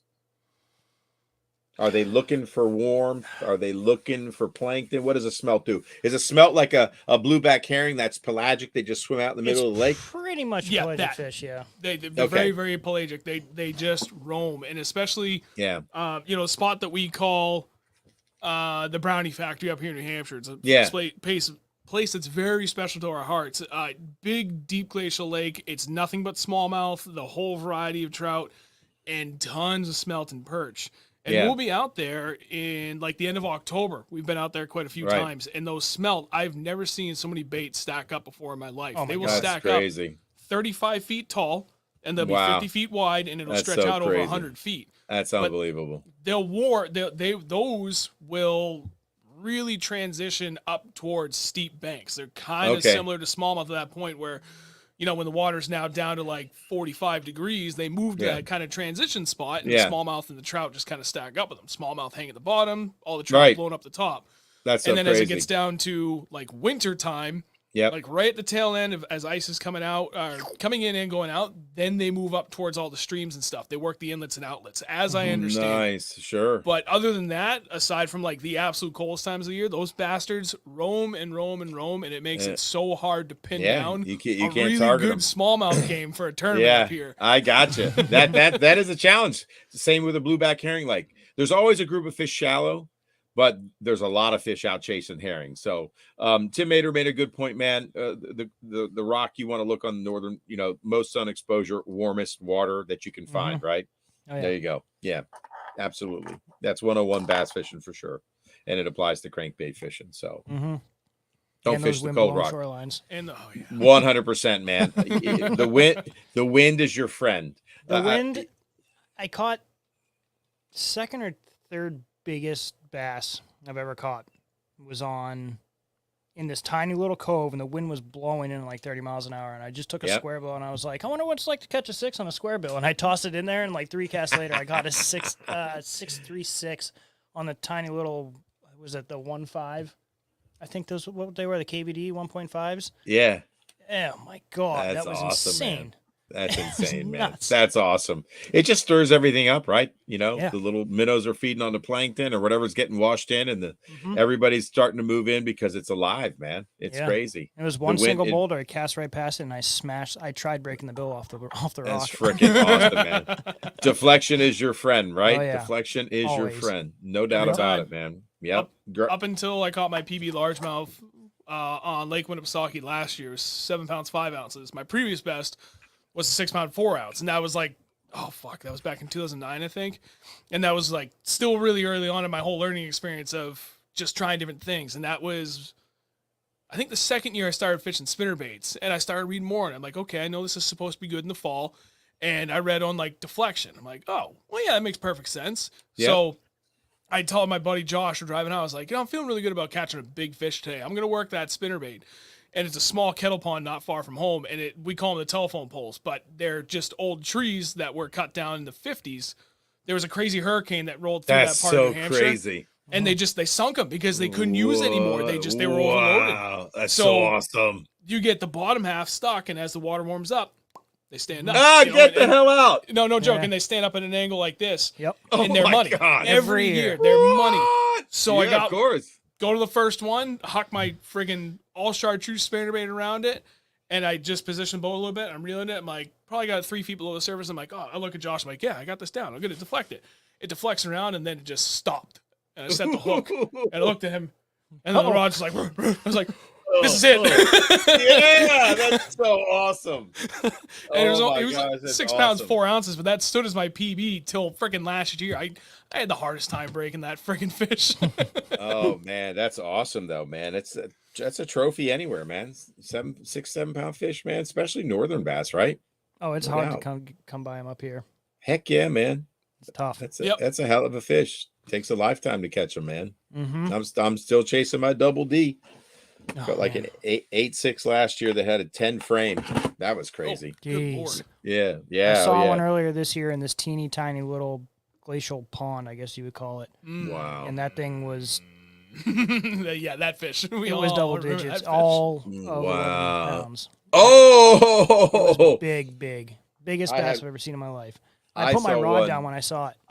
Oh, I just put it down and I just watched it, and then I called him right after. Yeah, that's so I incredible. don't remember where the man. hell I was. Oh, it was on a Monday because he has Mondays off. I just have Saturday, Sundays Yeah. off. I'm at work. My phone rings. I'm like, oh, holy shit, that must be a problem if Andrew's calling me. Like, friggin' like his boat's half sunk or some shit. So I'm like running out the door, getting ready to leave. Like, I'm gonna come save you, buddy. And he's just like, I had to sit down, man. I saw. It's like the next 20 minutes. He's just like, I don't know what to do. Oh my gosh, that's funny. Yeah. That's good stuff, man. So if Good you have stuff. a rainbow trout deep dive crankbait, Oh, Yeah. dang. We get Yeah, a that lot of designated trout ponds in New Hampshire that also have tons of largemouth and or smallmouth. So They're eating trout. Holy crap. Oh, yeah. time. And then they're getting stocked every year too. So they're getting stocked all these, 6 to 8 inch. Well, actually anywhere, I think 4 to 6 inches is the typical stalker length. I don't know what I mean, they are. literal bass candy. It's just like the absolute Wow. perfect size. So Wow. if you know where those are, some of them suck. Some of them are Yep. okay. Some of them Yep. are magical. Really, really good. Holy And this is a good one. crap. This is a real good one. That's unbelievable. Yeah. Wow. I'm sure you throw glides in it, right? I mean, I have a couple times, and I had like a 5.5 to maybe 6 pound largie come out, follow it for Yep. like 10, 15 feet, and then it just took off. Yeah. have you thrown the Huddlestons? Yeah, actually, mine's over The there. s- I've the, got the softies. I've got an 8-inch one that I tried to buy the the faster rate of fall, sorry. Like And- Raider Fall 12. Yeah, and all I could get was a 5. And Yeah. I had it for like a couple months, threw it a couple times. I was like, yeah, I'm not really feeling it yet, but I'll Yeah. get to it. Yeah. And I forget who the hell I was talking to. Oh, last year we had a couple of other New Hampshire guys, their YouTube channel, Swim Bait Scrutiny. That's all Yep. they do is big bait stuff.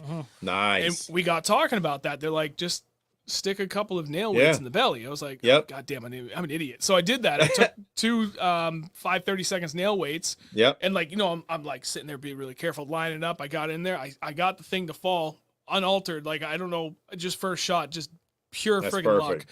Right. And it falls the way I still want it to. And now the rate of fall is closer to like a 12. Yeah. So I do try it a little bit. I'm trying to throw the glide a lot more, especially in these applications. Sure. That Vermont lake I brought up earlier, I was up there this spring before I started my current job. I took a week Yep. off in between places. Yeah, throwing the bait sanity.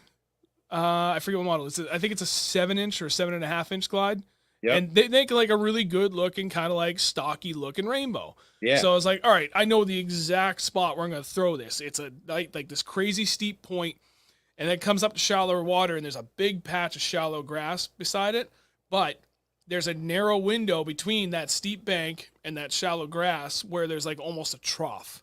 Oof. And in there's a narrow window between where the grass comes down and stops. Oh, And man. then it's like that rip wrap, like kind of smaller stuff and pebbly stuff. Ugh. And then right up against that perfect, like almost 45-degree angle bank with all like the big rock. And I'm like, Oh, my when I got the God. glide, I'm like, I know exactly where I'm going to throw that. I'm going to parallel the bank. I'm going to throw it right to the very Heck end of that yeah. trough that I know of. I'm going to pull it out. Second cast, I had a fish that I swear to God was all of 7 pounds, could have been 8 pounds, which for me, it was one of the biggest fish Yeah. I've seen. For anybody. Right. In For clear 90% water. of the population. Yeah, and I'm sitting in like 8 feet is where I had parked the boat because I wanted to get a little bit closer because I like at You wanted the to see them end. follow it. That's what you wanted. Yeah, pretty much. But like at the end of that trough, everything kind of bends in a little bit, and the grass cuts in tighter to that rocky bank. And I've already seen multiple fish over 5 or 6 pounds, best guesstimation, because at that end of the point, it's only like 4 feet deep. And I've spooked them out. So I'm like, okay, I'm going to get as close as I can right to that bend. So if there's something sitting there, hopefully I get their attention. And I pull this thing out, and I'm looking back, just, again, gin clear water, dead slick Yep. calm, and I'm like, ooh. And just got my glide doing its thing, and there's this big fat fuck fish sitting behind it, like inches off the tail. Dude. And I get the glide, and it's like, following it, just like kind of dancing with it. And I'm like, okay, moment of truth. And I did the 180 on it, Yeah. and the fish 90'd and faced me instead of facing It's the like, bank. I see you, asshole. Yeah. What? Sat there for a full 2 seconds, and then just swam literally right under between my feet. I'm just watching it like Oh, my single tear gosh. rolling down. Son of a bitch. Dude, I had that happen in Florida, man. I was down there the first morning I fished in Florida on the Harris Chain Lakes, like 37 degrees. You know, it got like a 45. It was a cold front for like 4 days. Then, then of course the blue sky after the front. And this year? this year I was at the headwaters. December? And no, it was March. I mean, February. So I was throwing a glide from Black Talon Customs, and it's a super slow sink. There's a lot of grass there. It was a perfect glide for this grass fishery. Oh my God. I mean, it just did everything I wanted it to do. And it's like 4 hours into the day, maybe around, 12 o'clock. And literally, I thought I saw something, and then the fish came into to frame. It was about a 7 or 8. And then about an hour later, 1 over 10 for sure. Like tracking my glide, and I absolutely choked. I did nothing. I didn't even attempt to do anything. and like 30 seconds later, I'm figure eight and go, why did I do anything? I was not ready. I was stunned that I couldn't get the 8 to eat, or 7, whatever it was. Then, that bigger fish just absolutely shocked me. Oh my God. It's crazy, man. It's terrifying seeing a big ass fish. Oh yeah. It's like, that's what you're going for, but then you see it, you're like, oh shit, and you freeze up. Right? Unbelievable, man. Because it's big, right? Like we've all fished long enough that you see a big fish, you might be off a little bit on your estimation, depending on how deep it is, but it's a big fucking fish. Yep. Hell yeah. And it's like, it's different when, obviously we're going out there and trying to target that almost every single time. Sure, some days you have numbers, but everybody's got in the back of their mind, I want to catch a giant, like literally any chance I can get. But the moment you see it, it just, man, it does something up here. When I caught my PB, I saw that fish. Yeah. I was fishing a spot, and I don't want to divulge too much information. But anyway, the way the light came through an area and the time of the day and everything, it was in September, middle of the day, and there was it created this focal point where the sun almost touched. I could see, it's like 25 feet deep in the spot, and I could almost see bottom. And it was right up close to a steep rocky bank, and I could see bait fish everywhere. So I went past the spot. I was fishing from multiple angles. I came back through, and I just, out of my peripheral, I saw some, look over, and I just see this big, fat fucking largemouth roll on a bait and go down. I was just like, oh my God. And I got the whole thing on video. So I take the boat 50 feet past, probably more like 70 or 80 feet past. And I'm like, all right, I'm throwing everything. And I was supposed to leave. I was out pre-fishing for my high schoolers, for the team that I coach as a high school bass fishing coach. And it was like, this was the last spot for okay, I put in 8 hours of scouting different areas. I want a little time for me now. And just by luck, the one friggin' spot I fished, and I see that, and I'm like looking at my phone. I'm like, I need to be home in an hour and 40 minutes. And I'm a half an hour from the ramp, and I'm an hour and a half drive from home. But my wife will understand. Start slinging everything at it. Dude, I threw everything at it. I think it was 16 minutes from the moment I saw the fish to the moment I actually caught it. And but it completely changed everything, because knowing for a fact that my PB is 50 feet away from me, and I'm like, oh my God. What?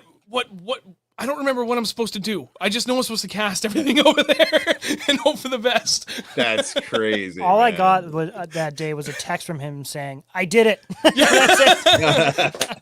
Well, it was the 4th year in a row where we specifically, that's what got me into the big swim baits and everything. It was I had been desperate to catch a new PB. I've been stuck at that 6.25 pound mark since 2009. So, every year we're going out grinding early spring, knowing that was our best chance, the late fall, night fishing throughout the summer, trying to hit all night fishing with rats. Oh yeah, rats, big swim bait crankdowns. Do you guys have any Pat's baits? Don't hold out on me, man. No, and I can't talk about how I have the opportunity to do it. I had 5 opportunities last year, and I sucked it up. Yep, I sucked it up all 5 times, dude. It was literally the 5 worst weekends of fishing I've ever had in my life. No, all 5 opportunities I had a chance to get one. You mean you have to win them? Is that how it goes? Pretty much is how it's working now. Get the hell out. Yeah. What? Well, I mean, there's other avenues, but for normies, I guess, like us. No. Yeah, I have no um, idea what they cost. I mean, I've just see the baits. They're pretty. I mean, there are other baits that are built kind of like it, but it's got this like little juju to it, man. I don't. Supposedly Yeah. they're like extremely good. No, they're Yeah. like everybody that I know that has them. That literally lives that life, right, and has done so for years. And they've run the whole gamut of the big baits. Yeah. So they're just the It's best. unanimous. They are the best. There's something Are about his his made design. out of wood? Are his made out of wood or the I think composite? they are. I Yeah, don't they're remember. wood. I'm Pretty actually sure they're curious. wood. I would Oh, venture Jesus to Christ. Joe said I used to buy them for $75 directly off Pat. I'm old. Jeez. I actually I don't know. I can't remember, but I think Can they any- are wood. Well, Joe, answer the question. No, they're composite. Okay. Okay, they are Really? composite. Gotcha, Yeah. man. Huh. I haven't even held one. No, that's a lie. We had swim bait scrutiny on because they have a handful themselves. I've been trying. Like I keep my mouth shut. I have my opportunities. I get in there and I try and earn my shit, and I stunked it up every time. But everybody that I talk to, it's unanimous. There's something special about his design that sets it apart from literally everybody else, and it's it's without question. Like if you have an option, that's what you got to get because he said they there's cannot cedar. be beat. But I had an opportunity. The to buy OGs one. are cedar. See, I think there's something Okay. to a wood bait, like a wood rat. I had a buddy of mine make me a wood rat, and I had to make it at spec. The responsiveness of that wood rat compared to composite rats, there's no comparison. None. Oh, I bet. There's something about wood and water. That's why I'm a big fan of balsa. There's just natural. there's a responsiveness to it. Think about a bait fish. A perch is not hollow. It's not made of thin-walled plastic. Look, and they bite plastic baits. Don't get me wrong. I'm not hating on it. But there's something when I throw a wood bait that just gives me like this supreme confidence. I asked the guy from Black Talon.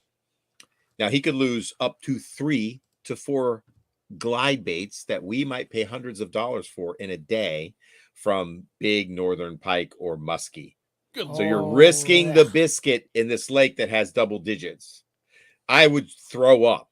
I would say there's no way I'm throwing your bait even. I'll throw the Gancraft, which I can go get readily, right? I'm not going to throw your custom bait, right? There's just, I wouldn't do it. I mean, I couldn't bear the thought of losing that many. But anyway, he told me that his wood glides that he doesn't make anymore were way more effective than the composites. But it's too much trouble to make them, right? Think about that, one at a time. But damn, wouldn't that be neat if you could get like a really good wood glide and you weren't fishing around muskie or pike, so you won't worry. Yeah, I'm gonna make my own, honestly. Yeah, dude, you got the skills. You're an engineer. Do it, man. You're a mechanic. Let's go. It's funny you mentioned that because was it last winter? No, northern bass swim baits. I wanted to. I went and bought a sander. I have a wood carving knife. Like I got my little like graph book, and I'm like kind of toying with ideas and like sketching out shit. It's upstairs. I literally have a block of wood cut, and like everything is sketched on there. I literally just need to carve it out, and I can start making one. But just trying to find the time to get it done. I keep thinking it's gonna be a winter project, but everything we're doing with this just keeps blowing up, and there's so many things I'm adding to it. I'll get to it, man. There's no time in the day. Marty Burns wanted to try to test his wood building skills, and made me a balsa, little tiny, like literally the perfect freaking shiner imitation. And it is brilliant. It worked so freaking good. TK painted it for me. I threw it the first day and I'm like, oh my God. I mean, like, I cannot wait to I'm so afraid to throw it though. He says, I'm never making another one. Marty, if you're still on, I'm afraid to throw it. Well, I watched this dude, was it Marlin Baits? Yeah. Yes. He makes gorgeous baits. And he goes out and he's like, "Oh, going to the pike spot." I'm like, you idiot. I know, right? Every time. You spend 2 days making that freaking bait and you're going to throw it into a pike's mouth. Yeah, absolutely.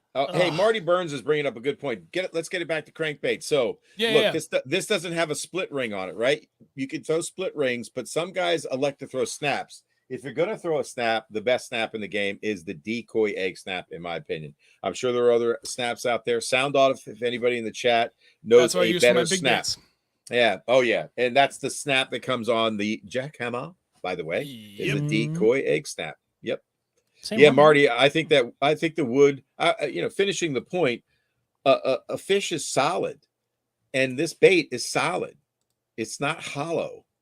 And I don't know if it's throwing off a different. It's like bass have a lateral line. They feel it, right? And plastic baits kick. I mean, everybody's caught tons of fish on 1.5s. But is there something that gives wood an advantage? I believe it in my heart. I've caught so many of my biggest fish. I caught my biggest tournament fish on a spinning rod on the Upper Bay, which was a 6.8 on a balsa crankbait that was throat weighted. That was before I met Marty Burns. It's a flat side crankbait, and it was in spring crawl. One of my favorite all-time spring colors is spring crawl. You need to have a spring crawl in your game. So let me see if I can find a good example of a spring crawl. Here you go. That's my spring crawl right there. Yep. Little orange. I like that. Nice. That's a TK Stanley and a Marty Burns bill right there. So a lot of guys prefer my Carter lips. It's a thinner lip. It's a crisper action. A lot of guys say, look, my bait, I want it to look natural. I don't want, 2 inches of milky plastic in front of it. Now the crankbait's moving pretty quick, but if I'm worming that crankbait and I'm slowing it down, I just want the bait. Like, I don't want that 3-inch bait to turn into a 5-inch bait. You know what I mean? Yep. So anyway, 2 schools of thought, man. Way more crisp, lot more crisp action, right? So there you go. Here's some of Marty's square bills. Oh. That's what I want to see. Let's just do a crankbait show. Let's do it. Let's just do it. Let's just go in and dive. I mean, let's dive right in. Show got us plenty of them. everything. Might as well. Boom. Marty Burns, Fat Boy Slim. I named it Marty Burns, Fat Boy Slim. Let's see. This is his little square bill. This is kind of like a 0.75, painted by TK Stanley, by the way. All these baits I'm showing you are painted by TK. So that's my red crawl pattern. That's his red crawl pattern. Let me, and this is his, like, I don't know, you call that little white perch. Yeah. I sent him this nail polish to put on the top of the bait. Really? And that's what's on the Epic Shad. Yeah, man. It's like this. It's called Mega Shine, and it's bad to the bone. Can the camera catch I it? can see that. That's beautiful. And a little sexy shad. Let's see. Oh, this is a beautiful color too. Come here. like a Tennessee shad. That's another Burnsy for you. Here's one of TK's. He does beautiful work. This is a Burns build, but this is raw wood. Can you see the raw wood on the side a little bit? Yeah, I can. Yeah, there you go. You see that little wood grain showing through? What a beautiful build, though, man. Super natural, man. Super natural. You gotta love it. What else I got for you guys? Oops. This is a little is that all done? chartreuse. Yep. Oh yeah. See, I like that one. Yeah, me too, man. I like love the it. chartreuse. I love it. That's a little Marty Burns action for you. Big M's in the house, too. I can't believe he's here tonight. Thank you, Marty, for showing up. I'll show you a funky little lipless vibration. Let's see who's on still and then can name it, because this is one of my favorite odd bird baits ever made. And I'll just regale you with a badass black and blue from TK Stanley. What is that lipless vibration bait? Look at the tail. I know a lot of guys are going to know this. I've never even seen that. You haven't? I've seen it, but I don't know what it is. It's made by an iconic bait maker company. They were famous for one of the first, I guess, worms out there, man. There it is, an Ozark. An absolute blank. Oh, dude, that Ozark thing's awesome. shad. Here you go. You'll love this one, man. Olive green crawl. Oh, it's hurt. My. It's hurting, isn't it? Yes. It hurts. Oh, baby. Oh, my God. Oh, what is it? What is it? Everybody knows what this Everybody's is. saying pogo or man's. It is a pogo shad. It's a man's pogo shad. Nice. So this is a crazy bait, man. Hats off to some of the American designers because, first of all, and I want to talk about this in plastic. So does anybody know the difference between butyrate plastic and regular? I don't even know the formulation for the other plastic. It's the clear, cheap Chinese plastic that's being made now. Butyrate is the milky bone colored plastic, or the milkier clear plastic. It's milky looking. This is actually bone under here. It's bone. It's like bone white. Okay. And the bone baits including the old rattle traps by Bill Norman, were made, Bill Lewis, sorry, were made with butyrate, and it could be glued together. You could only glue it together, right? Butyrate could be glued together. So it was a slower process. Today's baits, including the new Bill Lewis rattle traps, are sonic welded. They take two halves of the bait, they're put together, and the machine vibrates so fast, it heats the plastic up, and it's welded together on its own. Really? You can't do that with butyrate. Butyrate has to have a solvent that, melts the plastic together. Bone is denser. Bone from that's why I'm a big giant fan of vintage crankbaits, because they were mostly butyrate, and they're a softer plastic, and so the resonance is a little bit different. It's like I'm a big fan of Bomber from the 70s and 80s and 90s. I can't remember when they stopped making butyrate and went to the cheaper plastic, but it has a screw tail. An old Bomber will have a screw tail, like an eye screw in the back, and it's made out of butyrate with a lead knocker in it, and it has this really deep one knock sound versus the high-pitched multiple BBs, right? So anyway, butyrate. So this bait is kind of cool because it is the hardest, widest thumping lipless ever made. And what's really cool about this bait, this is a great bait for dragging, because it's got that wide vibration. It's something that they haven't felt or seen. And if you're yo-yoing it, when you stop it, like the red eye shad will wobble on the way down, like the TN50 will land nose down by Jackal. This one dies on the fall, spirals down, corkscrew. No shit. Yeah, that's pretty awesome. Kind of like a dying alewife. Yeah. So, oh yeah, one more color just to show you, because you got to show you the full complement. So, ooh, that's your color right there. Yeah, I like that. Yep, Andrew. Yep. Yeah. Oh, That's the whole- freaking A, right. I know, right? And beauties, man. Beauties. Okay, who's got a sharp eye? Who knows this color and this bait? Sorry, the bait. I'm going to show you the shape and the profile. No idea. These are older. They look so familiar, that shape, and especially like the eye pattern and everything, but for the life of me, I cannot think of what it is. Right. That's killing me. No cheating. I swear to God, I may actually have that bait up in my dad's old tackle box up there. But if I try and take that down right now, it's going to be a disaster. Probably do. It's a Norman. People are close. Yep. It's a Norman, but which one? Beats the hell out of me. I'm too young for that shit. You're a bait. hey, real quick. Do you guys know Mr. Bad Example? Oh yeah, Brian. Oh yeah. Yeah, I met him at a Brian. show. I like that guy, man. Doesn't he have a lot of? He throws Pat's baits a lot, right? Oh yeah, he probably has like 50 of them. Yeah. Like no joke. He has his basement full of baits. Does he love crankbaits?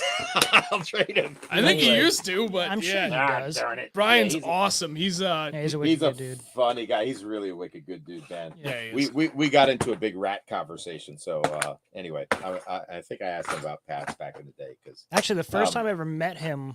So did anybody get it? It's a Norman deep little end. People want it. Super Scooper, South Jersey fisherman. Dude, Matthew Acevedo, he's a bait hound. He knows his stuff. He got it, man. It's a Norman Super Scooper, and there's a little scooper too, back up there, man. Little badass baits, man. They get bit. Pretty nice. Cool.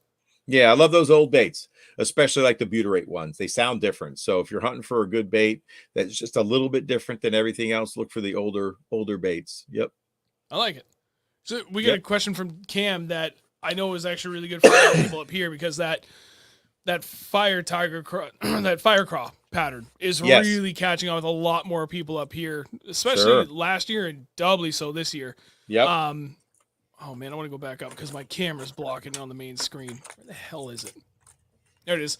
How does red and craw colors play into your crankbait fishing in the spring? Is it the first thing you're throwing when you go out in the spring, or does it have a special time and place for you? So to me, interesting. I think pre-spawn, as it gets closer to pre-spawn, I'll switch to that red. So I might go, washed out shad is the first thing I'll throw. Then I'll probably switch to spring craw. Then I'm going to go to like fire craw. That'd probably be the, progression for me. I mean, if you start catching fish and they start puking up freaking red craws, you better switch to red. Look in your live well. Yeah, apparently. So this is really cool on color theory, and red's just not good for the spring. It could be good, all the time.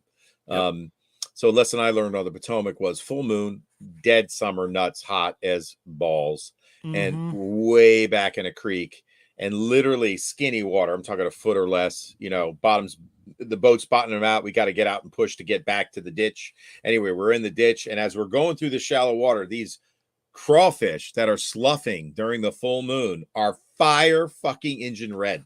Now, I've seen that. Listen to this. Here's the reason. I never knew this, right? Was it the full moon? Maybe. Was it what they were eating? Yes. Maybe both. I watched what's one of the big podcasts, man? It's Wired to Fish. This dude was a biologist, and he was talking about what craws eat and why what they eat turns them different colors. There's vitamins in grass that turn crawfish red or different colors, right? So if a vitamin's present in the natural forage that they're feeding on, it'll turn them different colors. Isn't that crazy? Yeah, match the hatch, man. Yeah. So red doesn't just work in the spring. Should always have a red crankbait hanging on. It just works. Yep. It just works, man. Don't fight it. Blue always works. Just like don't fight it. It can work in clear water too, right? Doesn't matter. Gin clear water, black and blue, man. Black and blue. And we talked about earlier. It's the black for sure. One of the most contrasting colors, right? Oh yeah, it is a contrast to everything. Hell yeah, man. And blue, true story. I think I remember watching this or reading this article. I think it was in Bassmaster when I was young. Like, what is the last color to disappear to our eyes at depth? I remember that blue. I'm guessing blue. Blue. Is it blue? That's what I remember. I thought it was chartreuse because I have it saved. It's a GIF on my phone, and this guy hung like 12 different colors of baits on just like a pipe, and then just sunk it down like 60 feet. Yeah, and it was crazy to see what colors disappeared. But my God, that chartreuse just still shone forever. But I don't think that was the right answer. I just remember how like vibrant that color still showed up the whole way down. But then it was non-fluorescent colors. So don't get me on a technicality, man. Come on, I didn't write the article. Hey, but that is the business case. That is the business case for the chartreuse blueback, right? Yep. Chartreuse blue, right? I mean, that's got to be one of the most iconic, extra deep color for cranking, right? Blueback. Faded blue, chartreuse. Faded blue, chartreuse. So, yeah. Anyway, interesting. Cool. There you go. Proves the case, man. Yep. All right. So real quick, before we go any further, it is getting a little late, and I know there's still a shit ton of people here. Don't get me wrong, but I'm starting to see it dip off a little bit. I want to do the giveaway and pick a winner before too many people disappear. Whoever the winner is still here, so we can get this squared away. Yeah. So I got to stand up for a second, but so right now there was actually 76 total entries. Wow. I have the random number generator up on my phone. I've already randomized everybody in an Excel list. So I promise they are randomized. Right now, I have my random generator set from 1 to 76. It is already said 9. I'm going to show the screen. I got to walk away from my mic. That's not the winner. That's just the number it started with. I'm going to hit generate. Whatever we land on, that's going to be the winner. Let's do this. Andrew, you can go through the Excel sheet while I bring this up to the camera. Very cool. Oh, Excel sheet. I thought you said associate. I'm like, I'm the associate. Wait, where are we at? Where the hell is the mouse? Oh, there we are. Figured it. Okay. I'm having a hard time. Oh, God, my phone. I was like, wait a minute. Why can't I see this? Because I'm an idiot. It's on 9. I can see 9. All right. Good enough? Yep. Generate. 1. Are you fucking kidding me? 1? No way. Number 1. It did. Number Carl. 1. That's nuts. Are you kidding? That's no bullshit. I have done so many giveaways over the years, and not once has one come up in a random number generator. Carl, you're number 1. Fucking chances. It was due. Wow. That's amazing. That's so nuts. That is crazy. Carl, I hope you're still here. If not, I can reach out to you personally anyway. But hey, man, That's congrats. right. We'll get it squared away. At least, Eric, let me at least pay shipping on that, man. Right? Yep. No We'll get it worries, squared man. up. No Awesome. worries. So- Send me a 603 sticker or something, man. I can I'll do stick that it- for you. There you go. That's good enough. Perfect. Perfect. Oh, that's awesome. All right. So, is there anything else that anybody in the chat wanted to cover before you go into this? I'm trying to think of like any other last questions I wanted to ask before we got out of this. Oh, you know what? Here's a question. It's something we were talking about recently. One of my buddies and I, when it comes to cranking and you're working like shallower water. Yeah. How often do you play around with different line diameters If you've got a very specific bait in mind, given whatever the circumstances or the conditions are, and it's running a little deeper than what you want it to be at, how often do you screw around with line diameter to help control your diving depths? And how drastic have you gotten in those cases? Yeah, I mean, all the way up to 20 just to keep it shallow, man. I mean, that's probably the max that I would throw big game, especially if I'm cover cranking, putting the bait where other baits don't go, right? Because a lot of people are scared to throw their crankbait right down, the center of the chute. I mean, obviously, angles play a big part, boat positioning, right? But, there are great cover cranking crankbaits out there. Timber Tiger has to be one of them for sure, because you could just crash that thing, man. I took a Timber Tiger to my local pond. It's the first bass I caught of the year. It was nothing special. And I took this one that I painted right here. It goes a foot. And it had been the third day of the warming trend.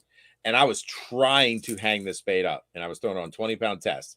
And I missed 3 and caught 1.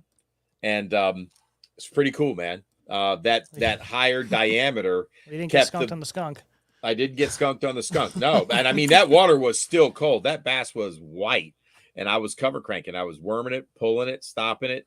If I'd feel the cover, I could hit it. I could crash it through it. I was really testing the crankbait more than trying to catch a fish. I wanted to see how good it would be cover crank. Plus, I wanted to try the color, and they responded, man. So 20-pound big game was right there for me. Nice. Yeah. Plus, I need to get the fish out. Right. Question for you. What makes a good crankbait?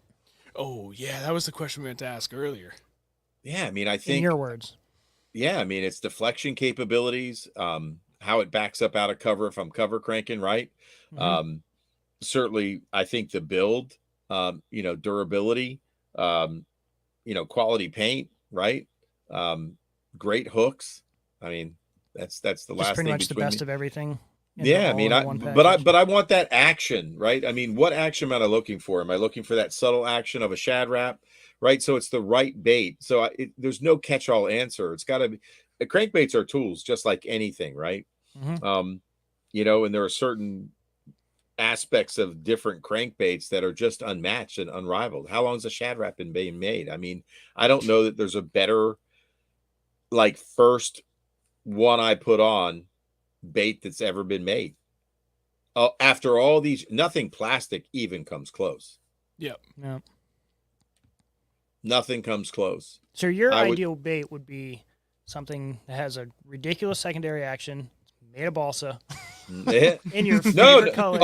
No, not balsa for sure. I mean, there are plastic baits like the BDS series. If I'm looking for a big bite and I know those fish have moved up and they're off the drop, and they're in that 3 to 5 foot range, and let's say I'm going down a stretch of riprap. It's on the right side. It's getting the morning sun, so it's the warmest that out there.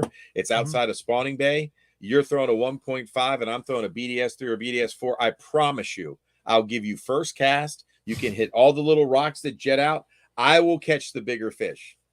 I've seen it too many times. Deal, but I have to throw a jig. and that's fine. No, but if we're both cranking, let's say you're with me, and here's the deal: I'm with guys that don't throw jigs, and they are moving the boat on 70. So now I got to pick the right tool, right? I mean, you'll still figure out. I know, right? But I mean, so it's the right tool for the right situation. But if we're going to throw a jig, let's throw jigs, right? But if we're going to crank, I'm just saying one versus the other, right? I'd step up and throw the bigger crankbait, and it would be a BDS 3 from Lucky Craft. And it would be the 3 or 4. It's not the 1 or 2. It's the 3 or 4. If I'm trying to win because it's my best 5, I will keep it tight on and I will get a big bite or 2. And that's my job. When I fish, I'm not the boater. Like this weekend, I'll be with Captain Scooter Lilly, right? I'm going to have a big crankbait on. He's going to be throwing his Bandit 200. Am I going to throw a Bandit 200 behind Scooter Lilly when he throws it down a log and he knows the exact log because he's fished there 40 years and the right angle? No, hell no. If I'm gonna trick a bigger fish that's there and looking to eat a shad, a gizzard shad that's in that body of water, I'm certainly not going to throw a glide bait. I'm not going to throw a soft-sided swim bait. I'm going to crank with him, right? Because he's moving, right? Yep. And I'm going to throw that big body, buoyant, plastic Lucky Craft bait down and jam that thing into that wood and see what happens. Yeah, get that thing stuck. Try to.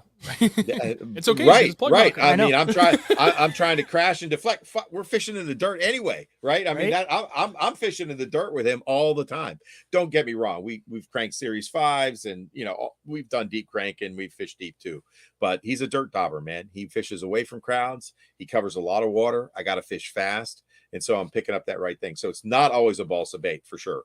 I'm going to have an epic shad on too. I can promise you that, because that bait's in play right now. No doubt about it. Yeah. It's warmer down in the Carolinas. I want that big bodied bait. I want that high buoyancy. But if I didn't have an epic shad, I'd be picking up a BDS3 from Lucky Craft, because Marty can only make so many in a year. Yeah. And they're available. They're available. The old Pro Tune Lucky Crafts Pro Tune. If the package says USA, they're still good, but they're not as good as the Pro Tune ones. It's like the new 1.5 versus the RC. They changed the bait, in my opinion. It's a different plastic, in my opinion. It's a different weighting system. They used to use tungsten. They now use lead. They changed the weighting. The paint's a little bit different too. It just doesn't feel the same to me. So it's about that thump and vibration. I want to be able to feel that bait. That's the other thing, when you talk about a crankbait, like you can feel a 1.5, right? Oh yeah. That's the appeal of it, right? It's got a nice action, right? It's a semi-round bait. It's not a full round body bait, but some of my favorite baits out there have hard X actions that the flat side from Bomber, the flat A, it's a hard X action. The Killer B2 from Bagley, a hard X action. That is like a spinner bait with treble hooks. No other bait like it. No other bait like it. And it just gets the shit bit out of it. Yep. Yeah, DK, but yeah. I wish they still made, the oldest ones are the best ones. They had the smaller body size. The lip angle was correct. So, when you're building custom baits, that lip angle's got to be right. But there's just something about when a bait has that hard X action, right? You can really feel it thump, that vibration. Those bass are picking it up. And so it doesn't always have to be a tight wiggling crankbait to get a bite in cold water. So don't get me wrong. They'll eat a wide action bait like a 1.5 in cold water. But if somebody's cranking a 1.5 in front of me, unless they're really keyed in on a 1.5 action, I want to be throwing something different. That's what makes a good team. And I team fish a lot. So you got to think about me. I'm taking it from a team perspective. But if I was walking the bank, I'd be throwing a Shad Wrap. Yep. In March, anywhere in the country, and catching fish. You want a lot of bites? Throw a number 5 Shad Wrap. They're cheap. They're available. You can go to Dick's and get them and get that live river shad or that freaking gold crawl, man. You're good. You're square. Or demon. They make it in demon now too, which is red. We're going to be spending so much money very soon. And again, it's one of those things we've wanted to get back into anyway. So when we agreed to do this, I'm like, fuck yeah. And my wallet's like, no. And you know what? You don't need a special rod. Just spool up your freaking spinning rod, medium action spinning rod with 8-pound mono that you like. That's soft and supple. It's not going to kill, that because it's not a braid to fluoro thing. I don't do that. I've tried it, but I just didn't feel right to me. Yeah, man. I mean, I literally just had a custom cranking rod made. Yeah, oh, by our buddy at Wicked Custom Rods. That thing is sexy. Nah, it's awesome, man. That's awesome. There's nothing like a great crankbait rod, right? So when it's got that nice parabolic action, whether you pick glass or a composite or just, straight graphite, man, there's no wrong answer. It's what works for you. I like the composite. I know there's guys that love fiberglass, and I know there's guys that are like, oh, that's old school shit. They're just going to throw a graphite rod. They want to feel it. TK Stanley was talking about that today on his live. He just likes graphite. He wants to be able to feel everything.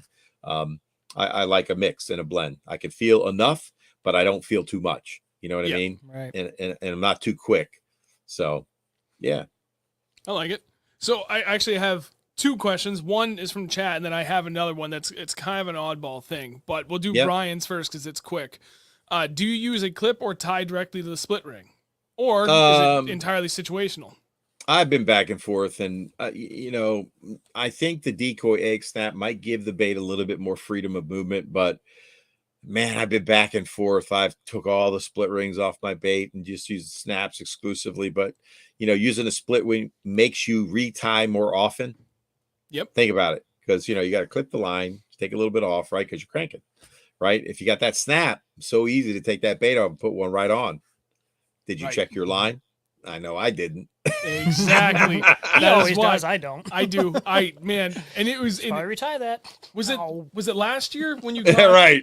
2020 when you caught your 5-pound smallie, your previous PB, and you were looking at it, and I was like, because we were fishing that steep rocky bank. I think it was that day, and you're like, you got hung up, you brought it back, and you're going to cast. I'm like, I didn't even look back at you. I just yell over my shoulder, check your line. And you're like, yeah, all right. And he reties it. And I swear to God, it was like 3 casts later, you caught that 5-pound smallie.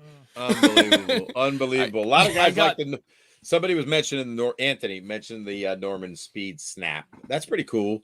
I can't get over how long it is though. I had speed snaps back in the day, man. I know they work good. It's really quick. It's easier than the decoy egg snap. But it's personal preference. I'm not sure it makes a difference in the bait, but I'm sure some crank nuts will tell you that it does.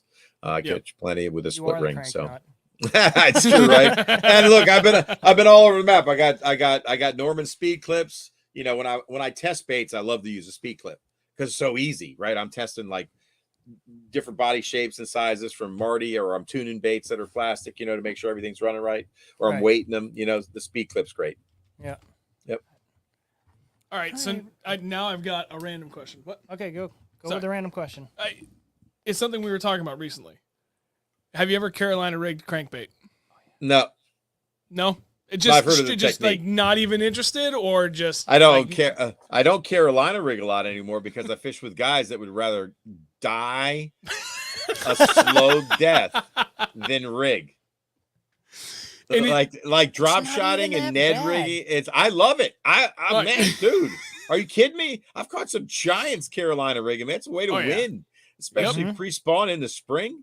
I mean, my God, forget about it. I mean, especially because nobody wants to do it. It's a pain in the ass, right? You know, you lose. I personally, I don't mind fishing slow, and I don't mind fishing fast. You know, if you're a team partner and you've got somebody with a strong head on the front of the boat, look, man, it's your job to let them get in their groove, because, you know, they are positioning the boat. They're deciding where to go, especially if I'm on Scooter's water.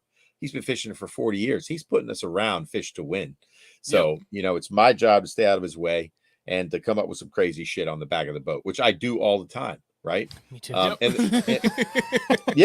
there's sometimes where he's like, you're not, man, today you're running my program. Like, that's cool. You know, flipping freaking 50-pound braid. And, you know, I kept that rod in my hand. I'd pick up something dumb in between. And he's like, what are you doing, man? I'm like, I don't know, man. I just had to get out of my head. Yeah. So picked it back up, you know, and that day I had 4 of the 5 bass, and the winning fish came on a Ned rig at the end of the day with like 7 minutes to go, 5 something. Jeez. Nice. We won by 4 ounces, $4,000. So yeah. Holy crap. It was cool. That was my biggest tournament win. Yeah. And we won our championship. The Bojangles, we were points champions in 2020, won the classic, the 2-day classic on Gaston. And that was a great collaboration, man. It was cool, man. You know, Scooter literally just had this notion, you know, deep schooling area, late in the season. Started with the Series 5 to picked up some old school Series 5s. I liked them. They were older. You know, basically we called everything out that we caught on shaky heads. I'm like, the fish stopped. The school just shut down. Man, I picked up that Magnum trick worm on a freaking wobblehead. It didn't even get to the bottom. I fired the school back up. I called all 5 of those out on 5 casts. That's awesome. Yeah. So that, I mean, right. I mean, he's not reaching for a worm. He's going to continue to whine. Right. So that's what makes it great. And, you know, at the end of the day, he catches a 5 and change. We are wacky. We're going to Senko at that point, and I'm flipping a jig, I think. And he's like, man, you got anything to make this thing, you know, sink faster? I'm like, dude, I got every little nick and nanny in this freaking tackle pack. Give me that Senko, man. I shove a 5/32 in there, man. That thing was dropping like a stone. Boom, he goes, Bagan, get the net. It was a 5 and change, like with 10 minutes to go. We won the championship on that fit. Yeah, man. That's awesome. So that was cool. Yeah. But that's, you know, so those are just little anecdotal stories about team fishing and doing something different. But no, he would never Carolina rig. I just don't think I could get him to do it. I would love to do it. Trust me, man. I love rigging, dude. I love rigging. I do. He just can't slow down enough. There's 2 different methods I love about doing it. The way I originally started doing it, like when the largemouth get into that kind of deeper summer pattern, like all that offshore grass and slightly deeper water is really kind of grown up thicker, and they move out into that. Just Carolina rig and a big, you know, either 8-inch lizard or 8-inch worm, 10-inch, 12-inch ribbon-tail worm, doesn't matter. And then Lake Champlain, smallies up in shallower grass, like 8 to 10 feet, and just like power fishing a Carolina rig rage craw. through that. Dude. You kind of working through all of a sudden. Just, oh, Dude. Jesus Christ! Dude, I when I went up to see out. Travis at Champlain, Yep. right after he took me for a half day, I found a guide that could take me for another day, actually 2 days. Darren Schwenk, you know him Okay. probably. You know the Darren. name. Darren. Then it sounds familiar. Yeah. He's You have won a an lot of orange money boat? up there. I think. I don't know what he had back then, but he probably changed. So No, are you thinking the guy at the St. Lawrence? Yeah. No. That's not Darren. Oh. That's Glenn. Glenn. That's what it was. dude, we Carolina rig for them smallies, man. Zoom speed crawl. Oh, watermelon candy. Oh, yeah. Forget about it, dude. That was so much fun. Oh yeah. Man, and the wind was perfect. We were drifting along this, ledge or whatever it was. It was hard rock for sure. It was crazy, dude. It was so much fun. Yeah, it was a drop for sure.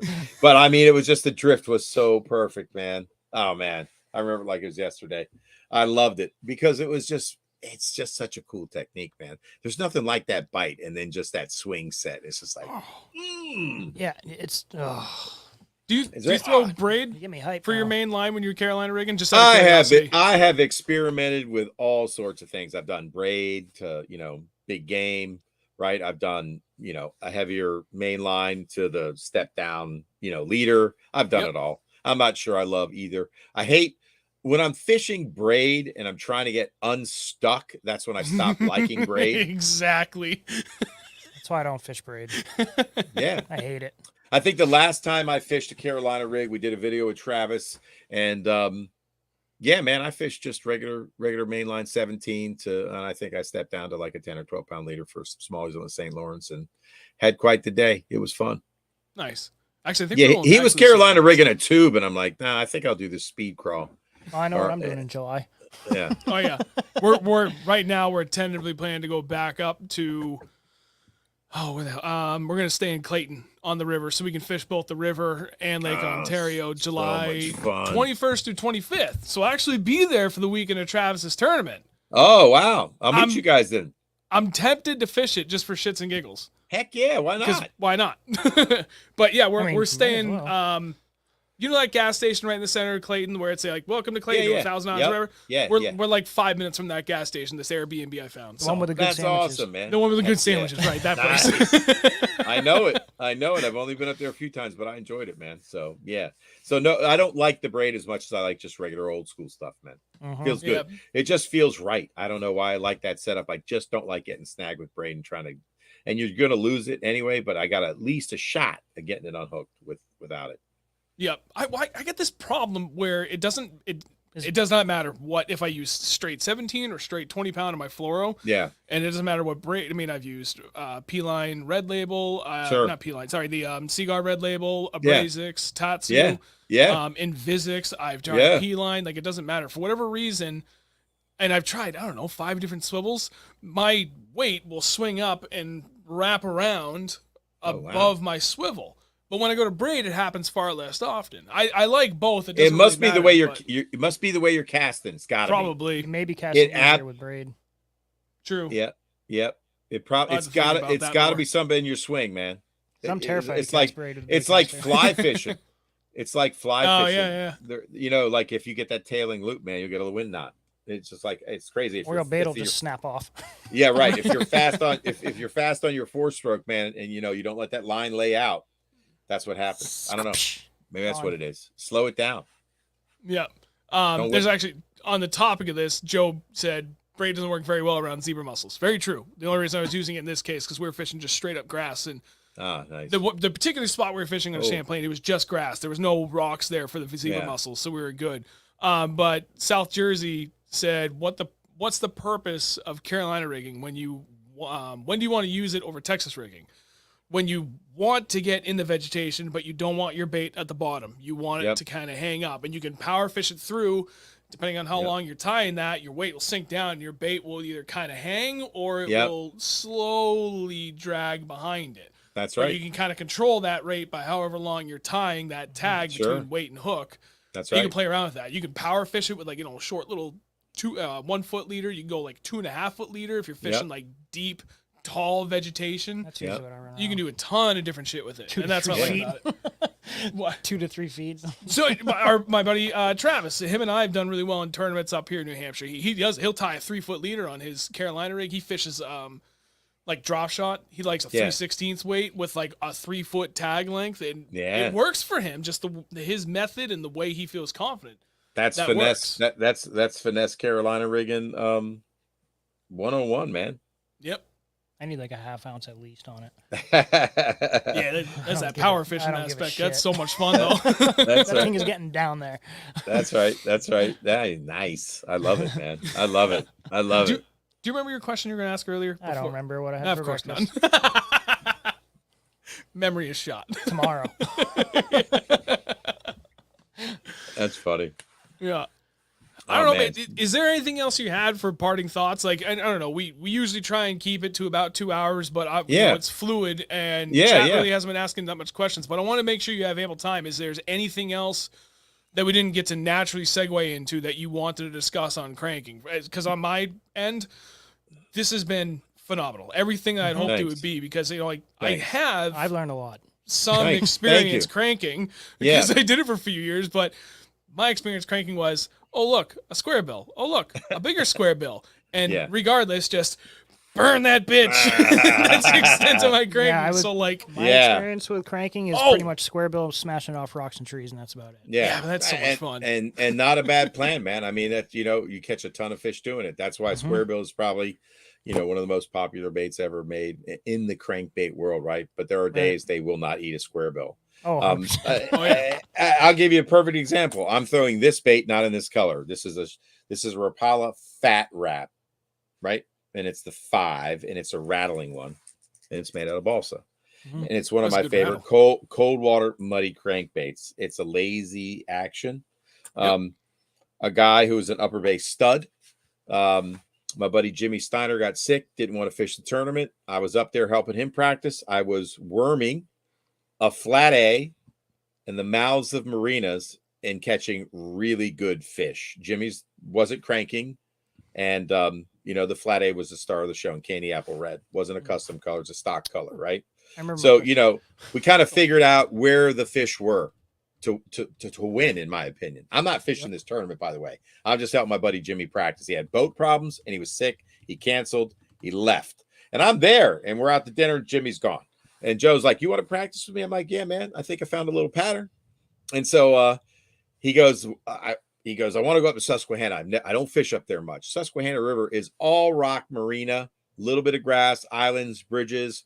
This is my jam. This is like crankbait heaven, right? He's got the square bill 2.5, and he goes, I really do well on this. And he burning the fuck out of it. It is cold as tits. And I'm like, okay, man, I want to tell you what I'm doing. I'm worming. Literally, I've caught a 3, a 1, like a half pounder. I caught a 5. I'm like at will, and I'm like, they're all in the mouths of marine. I'm like, let's not beat these fish up. You can win this tournament. We need to stop now. But I'm telling you what I'm doing. Joe, you're casting your 2.5 right where I'm casting, but you are winding that bitch as fast as you can, crashing. Well, I catch them. I'm like, yeah, you might catch them when they're active. But these fish are fucking lethargic. I said, I'm worming this crankbait. I'm pulling until I feel really good chalky rock, and then I'm stopping it, and then I'm engaging, and that's when they're eating it. When I go to pull again, watch how slow. He couldn't slow down. He couldn't get the concept. He said, I need to buy that bait from you. I'm like, cool, man, you can have it, no problem. You got to give him a 2-to-1 reel so he can just crank it as fast as he wants. But he just couldn't get it through his head. They weren't into a square bill that day. They wanted a lazy, moving bait that didn't have a ton of action to it and wormed on the bottom, not winded. Because when you pull, you can feel way more what's down there if I'm pulling. Think about if I'm dragging a worm versus winding a worm with my reel. You're doing all this with your hands. You can't feel as much. When you're worming or throwing a jig, you're not winding the jig in. Right. You're pulling it. You're popping it. You're snapping it. You're dragging it, right? You could feel with your rod. Anyway, so that's just, there you go. That's a great little story about changing up your crankbait game, adding one more thing to your mix that, if they're not responding to your square bill, maybe they want something a little more subtle. Well, you just gave me all the confidence in the world for this next season. Yep. Cool. Yeah, I'm yeah, because excited. there are days where they just don't want that action, right? And it's all about depth, speed, cadence, and action, right? And every crankbait's built differently. And there are really subtle crankbaits, there are really obnoxious crankbaits. There's really big crankbaits, and there's really finessey crankbaits. They're That's going to funny, eat one 'cause of those profiles, right? that goes like And pretty much right into the question that I had for you. Yep. Was And I got one more for him after that. I got to remember to ask my buddy Chad's question. He texted it to me at like 8:05. He's like, he just texted me again. Ask my question, you bastard. when would you go from something with an obnoxious knock or rattle or whatever to, is that his question? That's literally To Chad's question. to a silent. that's so crazy, man. I let the fish tell me. I'm just telling you. When, Perfect. That's perfect. So Right. so let's be honest, right? A crankbait, no, even if it doesn't have a rattle, it's making a shit ton of noise, right? There's Oh, yeah, it's there's split hectic down rings, there. there's hooks, it's hectic, it's the bills banging on the bottom, so nothing's really ever silent. But do I want the added noise, right? Right. I say pressure, whether that's from fishing pressure, high pressure, right?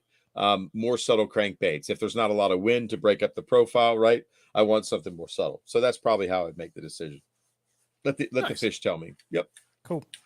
Because Yep. that's always been a question of mine. I've never really got a straight answer from anybody. Yeah, I mean, if you Very know that, right? So like for me, why did I choose a silent flat side balsa that I throat weighted? I knew I was going to be fishing community because at the end of the day, there are no secrets on the upper bay. It's a very small fishery. It gets a shit kicked out of it, right? It is putting and pumping out great fish, and they are always in predictable spots. You kind of know where they're going to be, and there's only a limited. Not to say you can't find isolated groups of fish and work harder than the rest of the people, but a lot of times I'm showing up on tournament day. I don't have the luxury of taking off Thursday and Friday, going out and finding where the groups of fish are. It's just Right. like, you got to understand seasonal patterns. And I kind of have a good sense of that on my tidal rivers. And so, I could see the boats that just went down the riprap shore, but I don't care. I don't care if they're throwing their square bow. I don't care if they're throwing their, I'm throwing something that I know most people wouldn't do. I'm throwing it on 8-pound test, and I throat weighted my crankbait to suspend. Yep. I've never met anybody that did that. Not saying there aren't a million people that do it, but I've never fished with anybody. Everybody knows about weighting the Shad Wrap, but I've never seen anybody. Hey, I don't see many people throw a flat side balsa, but throat weighting it to let it suspend or slowly sink or slowly rise. Not that, not like I'm looking at it going, oh my God, it has to slowly rise today. I just know I want it to stay in the strike zone. Right. So I don't wig out. You know what I mean? If it's not sinking, rising. So I just want it to be there longer. Right. Yep. Yeah, it goes back to what I was trying to do with weighing that square rail down. 100%. In Right. that one specific instance. You just want it to, right. Yep. Same thing with like if you're pitching half-ounce jig versus 3/4, rate of fall, rate of rise, rate of fall, rate of rise, depth, speed, cadence, rate of fall, rate of rise with a crankbait. Very important. Aggressively backing out of cover. I mean, there's an important part of backing out of cover. Don't get your shit snagged. Right. Because then you got to go in and ruin your spot, right? But I mean, if you got a good crankbait that will rise and give you secondary action, and the fish are active, like that thing's like a cork, the Epic Shad, it's pop. But I'm using that when they're more active, generally speaking. Yep. Yeah, something you can really just crank. Yep. Everything about this, like Andrew said, it just gives me, and I hope it's done the same thing for everybody that's been watching this whole time. It gives me a ton more confidence too about going into it this season and really diving deep back into it. And it's something that I've never lost comfort in doing. I just found other techniques that I became much more of a fan of that were just as applicable in those things. And it's just, that always trying to learn new things for the last 10, 12 years now at this point. Right. I'm 37 now. I wasn't. Yeah. Oh man. It was like 1926. Shut up. I was like, I think 22 is about when I really I got away from just throwing a Texas rig and expanded into, okay, well now I want to learn I'm still doing Texas rig, but now I'm doing lizards and stuff. But it wasn't until it was right after I graduated college. So yeah, about 22, I was like, okay, I need to learn new things. And cranking, everybody said cranking and jigs. Cranking is the easiest thing to pick up. Jigs is going to give you quality. So if there's two things to start with, that. Yeah. And I've always liked it, but again, try to learn new things. Like it kind of fell by the wayside, but I'm trying to pick it back up because I really like it and it's applicable. And it goes in line with everything you've done and everything I want to do this season. Where right on. I don't really necessarily want to learn anything new this year. I want to take what I know to that next level. That's right. A lot of that is with cranking. A lot of that is That's with right. modifying my jigs, my trailers, Yeah, like just yeah. fucking around with the colors and everything. Just Dialing it in. what exactly? What are those little nuances I have not done that potentially are going to give me the better success that I've been towing around the edge of the last few years? Yeah, And that's the hope. No, absolutely, man. There's it's crazy. I'll tell you one more story about a little crankbait that is not balsa, it's foam. It's a Suddeth Little Earl, and I've been putting together these professor packs on the Bass Lab, little small collections from my personal collection, and it was in my finesse cranking pack, and it was also in my flat side collection that just went out. Anyway, it's tighter wiggling, if you could believe it, than the Shad Wrap. Damn. And they made it in a sinking version. I talked to the son of the maker, the bait maker. And he's like, dude, he goes, my dad would always try to convince people, try the sinking version. Nobody that I've ever met throws a sinking crankbait. I would. But he goes, Yeah, don't sleep on the sinking version. And I still haven't done it, man. Sinking crankbaits. I'm about to They go do. look up. Buy a Now, bunch. I'll tell you, here's another story that the pros won't tell you. The 6XDs and some of the baits those guys throw, they weren't throwing 6XDs that float. They were throwing sinking ones. That's my type of crankbait right there. Yep. Something that sinks. Yeah, because guess what? When you're sponsored by Strike King, you could break off 30 in a day. It doesn't matter. We got sponsored by Striking this year. Hell yeah! We just signed my sponsorship. Why do you think we had you on? We want information about crankbaits, right? We all of a sudden got a shit ton of money to spend with Striking. We're like, we need Eric on. We need to know what we're spending all our money on. I'm calling up Strike King right now. That's bullshit. Why am I paying for everything? This is bullshit. Because you keep paying for it. That's why they don't want you. Because you don't have enough time to do the whole YouTube thing. You I'll got to be never YouTube be famous. I know. I have one YouTube video, and it's like my crankbait magnifier show, and that's all I did. I was talking to TK Stanley, just amusing myself. It's idiotic. He goes, press record, man. I'm like, okay. I didn't know how to do it. I'll never do it again. I would never, ever, ever have the time to edit. I'd have to have somebody edit it for me. Couldn't do it. No way. There's just not enough time in the day. Can't even hardly get an Instagram post out. Well, that's why I brought it. I mean, Andrew and I were fishing together for years anyway. And he kept expressing interest. I'm like, okay, fuck this. If I'm going to really take this to that next level and keep this up and keep consistent, I need a second body. Because, I mean, it probably takes me on average, I'm trying to think. If it's like a 15-minute video, it probably takes me 8 hours total to edit the whole thing down. Yeah. And I know a lot of that is lost because of the way that I choose to record. Like, when I'm out there fishing, I just want to fish. So I spend 5-7 minutes, whatever it is, we each put our mic on, turn on all the GoPros, and then just hit start and fucking walk away. And now that we got Hero 10s across the board with bigger memory cards, bigger battery packs, so I should be able to record 2.7K at 120 frames or 4K at 60 frames. It'll end up being the same, like how much file size it uses for every 17-minute video segments. Right on. But I should be able to record continuously for about 12 hours before either the battery will die or I'll fill a 512 gigabyte card. We'll fill one. We're going to fill them. And, but now, I have to go through 5 GoPros of 10 hours of footage to go down. It usually takes me, like an 8-hour day, it'll take me 3 hours just to get a rough edit. To go through, find all the clips I want to use, and just kind of, bunch them up by, catch, by a little topic we did.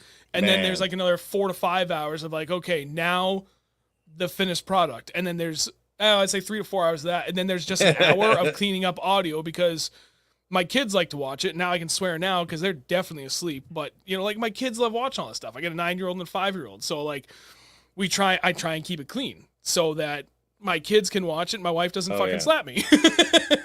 But do you know how many times we fucking swear when we're out in the water? Dude, I'm bad. I'm like a sailor. So bad. In the worst way. It's horrible. He literally was. What's my excuse? I got none.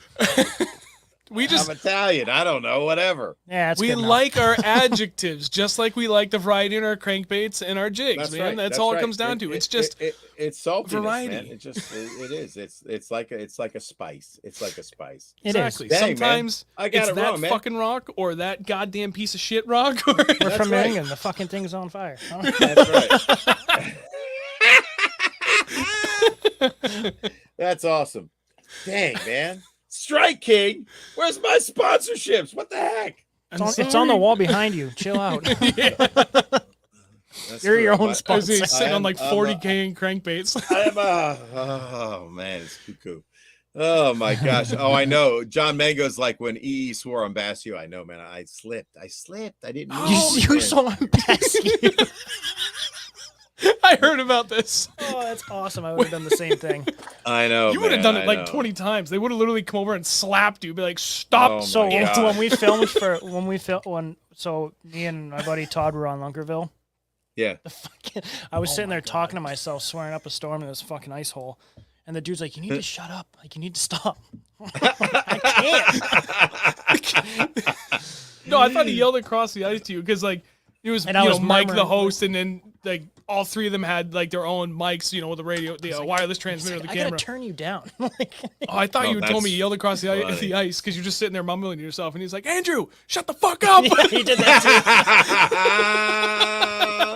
That's awesome, man. that's That's funny. awesome. Well, congratulations on your success. No, man, that Strike King sponsorship's awesome, man. So good Thank you. stuff, Yeah, that's a big man. one. Good stuff. No question about it. They got some good products, man. Oh, yeah. Mad respect for Strike King. No doubt. Yeah, I'm excited because like I like a lot of their spinner baits. I use a ton of their soft plastics. I would say the vast majority of my crankbait collection now, which is very limited, especially my lipless, a lot of those are Strike Yeah. Kings. Yeah. So when the opportunity came up, because we're sponsored by Lose too, now Yeah. Outdoors owns both, so they I'm looking at your banner, man. You get some Beast Coast Jigs. You got Lose, man. You've been working hard. Heck yeah, man. Beast Coast is awesome because we're good friends with Derek, the owner now at this point. He's just been on the show. dude. I love that dude, man. He's awesome. Yep. Yeah, And he makes fucking phenomenal products. My buddy DJ No took doubt. me out fishing in December on the Connecticut River at the end of 2016 I think it was the end of 2017, I forget. And he's like, "Hey man, like we're gonna draw a drop shot." I was like, "All right, sweet. What are we throwing?" He's like, "Beast Coast Magic Flick." I'm like, "What the fuck is that?" And so we went out there. We just hammered a bunch of like decent sized smallmouth, nothing crazy. And it was the latest I ever fished, and I was like, "Oh wow, these are great." And then the next spring, like I started fishing a ton of them, posting some videos and stuff. And then Derek, two of his best friends, one of them, his family lives here in New Hampshire, so they reached out. They're like, "Hey man, we're coming up to New Hampshire. You want to come fish with us for the day?" It's like, "Hell yeah!" Oh, that lake is so good. Oh, that lake was phenomenal. You can't break 4 pounds for a smallmouth, but the number of 3 to 3.5 pound smallmouth was just stupid. That's awesome. And there's no real public access, but because their parents are on the Lake Association, we had access to the one concrete ramp you could fit a bass boat on. Heck yeah. And it just we all hit it off from there, and I've been on the team ever since. And each year, That's Derek fantastic. bumps up what he's doing for us. He's, Yeah. we're actually supposed to be talking about doing like weekly giveaways on the channel with Yeah. East Coast stuff. And I can't that believe I won the friendship's just first one. crazy, That's man. fantastic, man. You need my address. oh yeah, I saw the random Epic Eric won the Beast Coast Jig Pack. That's crazy. yeah. Hybrid hustler. Especially in a state where they don't allow lead, being Oh, able yeah. to have a tungsten jig sponsor Yeah, man. makes a world of a difference, especially for me where It's I feel like I expensive, have bro. oh yeah, and I've got what do I have? I have 4 Plano 3700s that are just Beast Coast jigs, That's and then I have crazy. 2 more 3500s. So yeah, so 4 3700s and 2 more 3500s that are literally just Beast Coast jigs, Nice, man. just tungsten Beast Coast jigs. Oh, hey, to be hey. specific. Hey, so for your smalley dudes, I'm working from Jig Squad. So Yeah. I'm on Thursday nights with Kuda from Jig Squad. He's on the stream Yep. tonight. He's out here supporting. But I love being on that show because I get to like exercise my creativity. We're talking to some of the best jig makers out there. But what's really cool is one of the guys that came on the show, he's making at least one of my creations and maybe the other, the Shaky Jig Worm, man. So I'll be bringing out the everlasting drop shotter. It's a marabou drop shot with a little sauce on the back end. He just showed me the prototype, so I'm pretty stoked. And then I'm partnered with 9K Elite Lures to make my River Rat special spinnerbait. So I'm pretty stoked because I make these things in the lab, but I can't do production. I don't have the time. Right. Don't want the energy. I did Send like a them up to round me. of I'll shit. test them for you. Cool. So yeah, stay tuned, man. Stay tuned. I'm gonna be throwing that River Rat special spinnerbait this weekend, man. So heck yeah. Hell yeah. Oh yeah. So Yeah, again, they should remind be on. everybody in the chat, Jig Squad, what's it about and what Yeah. nights do you guys stream? So we're streaming on Thursdays, 8 p.m. Eastern. And yeah, man, we're just featuring the best jig makers in North America. Nice. So you're gonna have Derek on really soon then, right? I Has he mean, been on yet? Kuda is the man. Kuda is the man that is doing the show schedule. So yeah, I mean, I think it's more of the garage craft guys, not to say that they couldn't be business, and Derek certainly deserves a place on the show because he's awesome. Yeah. Yeah. So yeah, Kuda, I know you're listening, bro. When's Jig? When is Beast Coast coming on Jig Squad? Make it happen. Derek Yeah. just yells at me when we go fishing. Yeah, he does. I fucking love fishing with that guy. He's rowdy in the best way.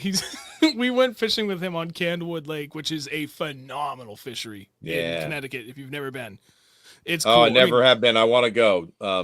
Yeah, Don Ivino was on the show, man. Can't wait to get up there. He's on Smallmouth Crush. Yeah. Yeah. You know him, right? Yep, kinda. Okay. I've talked to him here and there on Facebook in the past. Sure. Yeah, So- dude, that place is so crazy because of how high they flooded it, and used to be like a couple partial pieces of the towns in there, like old iron bridges are still down there, and Oh, they're just down. Yeah. the tops are collapsed. But That's looking so at the crazy. 360, we're like, wow, it's fucking Wow, man. literally picking apart old house foundations. Like you can see the foundation. That's And like crazy. the little bump out for the steps, and then the foundation for the silo, and I'm like, I'm gonna pitch it right in the corner of the fucking front porch in the right side of that silo. Hang on, Wow. pitching that's jigs nuts, in man. there in like 40 feet of water. That place has is so pretty cool. much variety of structure and vegetation and That's big crazy. smallmouth. But they're long because they're all alewife chasers. And Oh, those that's fish just crazy. fucking run. So yeah, you caught, what was that? It was only like 4.2 pounds, but it was like 24 inches. Oh my gosh. Super long. Dude, he came up. We're like, oh my god, he's got a 6. It's happened. It's finally happened. And he turns it sideways. I'm like, where the fuck's the rest of it? It was just gone. Yeah, I caught was one of those long. on the Upper Bay, man, with Travis on a bitsy bug. One of the best jigs ever made. Still catching them today. Oh Dude, yeah. black and blue with a green pumpkin trail. He's like, "What are you doing?" I'm like, "Watch it." Man, it was like a 23, and it was like 3.5 pounds. It was like anemic. It looked like a flag smallmouth. It was so rail thin. Oh yeah. Yeah, I mean the goby eaters are way different, man. Oh, those fish up there are ridiculous. Look how long that thing is. Holy shit! You could have said it was 7, and people would have believed you. know. Seriously. That thing is like, what the hell? It's so long. That's so nuts. The St. Lawrence smallies are ridiculous, man. They're just ungodly. You got one, what, 14 inches was 2.5 pounds, 2 and Oh my 3/4? god, that was the funniest fucking thing. Yeah, that was that the last trip you and I did together? I think so. Yeah. Oh my god. We caught one. It was 14 inches and it was 2.5 pounds. Damn. It was the fattest fish I've ever seen, and we looked at each other like, "You have to weigh that. I don't care that it's small. We need to know." And he just burst out laughing. I'm like, "What?" He's like, "It's 2.5 pounds." I'm like, "How? Where is it putting everything?" It's ridiculous. That's crazy. I love that river. I can't wait to go back. I'm really hoping that it's better than the first 2 trips we had, because I went last year. It's 350 miles from my house to this river. Wow. And I met my buddy at his house in Vermont along the way because I jumped in his boat. He's got one of those giant Lunds, the yeah. the Pro Vs. Yeah. So freaking aircraft carrier. 96 feet long. Yeah. So I left. I slept for an hour. Left my house at 12:30 in the morning. We were there fishing on Lake Ontario by 8:30 in the morning. Wow. We fished till 6. Turned around, went got food. We stayed over near kind of on the border of like Cape Vincent and Clayton. Yep. Back up. I think we were back up at 5, and we were fishing by like 6:30 or 7. Holy And moly. we fished till 2:00, and it was the beginning of one of the Toyota series because it was July 20 something. I forget. And we only fished till about 2:00, and by that point there was so many boats from the tournaments, like just literally every spot you'd want to fish inside the river they were all over it. So he was like, all right, let's turn around. Got back in the truck. I was back at my house by like 11:30. So I went 700 miles round trip, fished the St. Lawrence River and Lake Ontario in less than 48 hours. Wow. So awesome. I can't wait to do it again. That's the best, man. I can't do it that long. Oh, I can. My I don't back give a won't shit. handle it. I need 3 monsters and an awesome destination. I'm fucking good. 3? Good. You need 6 monsters and an 8 ball. Fuck. What's the difference really between an 8 ball and like 6 monsters? Honestly, I think it's usually about the same. $1,000? I don't even know. Yeah. Yeah, that's the biggest thing. Holy crap. Oh, what happened here? I know. I drove 2,200 miles to Florida, man. I had some energy drinks with me. That's for damn sure. Oh, I bet. That was all because that was round trip, 2,200, man. But it was worth every. Yeah, I learned a lot about the big bait game, man. The guy I fish with is like a master at it. He went fishless for 3 days. Oh, wow. Lost several. Who is this? Including a glide bait, Keith Wilson. He's Keith. stud, Okay. man. Yep. Oh my God. My buddy Seth fishes with him. That's cool. Mm-hmm. Yeah. He's a rock star when it comes to the big bait game. He was on that DRT Ghost. That thing is fucking giant. Yeah. Oh, yeah. It's like the size of a 13-inch bass, dude. Can you imagine casting that all day? No. It's I do crazy. it once and I'd throw it away. Oh, I can't even imagine, man. I was throwing the glide all day. It was nuts. Yeah. So, man, good stuff, man. I really, really enjoyed it. Thank you. You guys are a blast to stream with, man. Thank you for having me on. I love to get my crankbait stuff on. Hopefully, folks enjoyed it. If you did, buy a sticker. If you didn't, don't. Yeah, for everybody that's still here, if you have not checked out what Eric has going on his website, it's been pinned to the top of the chat this entire time. It is also down in the video description below. Yeah, you're welcome, man. Also, so in the video description below, there's 2 links. 1 to his website, and then 2 also to his Instagram. So go ahead, give him a follow, check out his website, buy all the things, because that's there's not much people. There's not much available. It's all sold out. But I saw that you had more coming. So crazy, out, right? dude. It's crazy. It's crazy. It's crazy, man. Yeah, I got to get more stuff up, but I'll be doing it soon. So there's some stuff in the works. So hang tight. It'll be there. But yeah, man. Thank you guys for having me on. This was a blast. This was fun. Glad. Really enjoyed it. Yeah, man. Thank you for reaching out. Yeah, no, I appreciate, and we both appreciate that you came on and be able to talk about something that, we've had a lot of people talk about with us. It's something that, again, minimal experience on my end, something he's been trying to get into more. So to be able to have someone of your caliber and depth of knowledge to come on and provide the same level of experience that, we try and do, but fuck me, dude, you're on the next level for knowledge in this, in this realm. But this was fucking perfect, right? Like, everything went great. You were able to provide so many details and at very, very different levels too for just cranking in general. And we covered a lot. So we got everybody covered from ice out to basically through the spawn. We covered smallmouth, largemouth, dirty water, shallow water, skinny water, fucking glacial lakes, 100 feet, whatever. Yeah. We covered everything. But if you're interested, we'd love to have you back sometime in the summer so we can, do something a little bit more specific, because that's kind of the goal with a lot of the guests moving forward is trying to keep it like a little bit more specific to an extent. Like the season. Timely for that time of the year, but try and do it a little bit prior to it happening. So that way, because I want to give people a chance to we can discuss it. Hopefully it's something they're interested in or they're trying to take to that next level. They have time to, if they need to, for whatever reason, budget, get in all this stuff, make their plans, and then go out and be able to execute on that stuff right at the prime time for it. So this is perfect. Everybody's got plenty of time to get all their shit together. That's Open water's right around the corner for us, and get out there and start hammering them. Heck yeah, man. No doubt about it. Yeah, good stuff. I love timely shows, man. I think it's really important to talk about things that are upcoming so people do have time to prepare, get their mind right, get the gear right. You know what I mean? Get it rolling, man. So if you only picked up one thing, get yourself a spinning rod, throw some flat sides or Shad Wrap, and you'll be good, man. In that early spring, you're going to catch some fish, man. No question about it. Hell yeah. Hell yeah, man. I'm excited. I know, man. Do it up. I almost didn't buy a crankbait rod last year after I broke mine. Long story. We were helping a woman whose motor died, and I just got my Ghost with from 45 to 52 inch, and the support post dropped it right in between the split grips on my cranking rod, and I was like, well, fuck me. And I waited all the way till the end of the year, and then I ended up calling up Lewis, and I was like, okay, I need another rod. What can we do? And they hooked me up. That's awesome. Help! God damn it. But anyway, so like I'm stoked. I can't wait to get back into this. We have a lot of opportunities to do it. There's so many good spots for it around here. So thank you very much again, Eric. Greatly appreciate it. Absolutely, man. I learned a lot.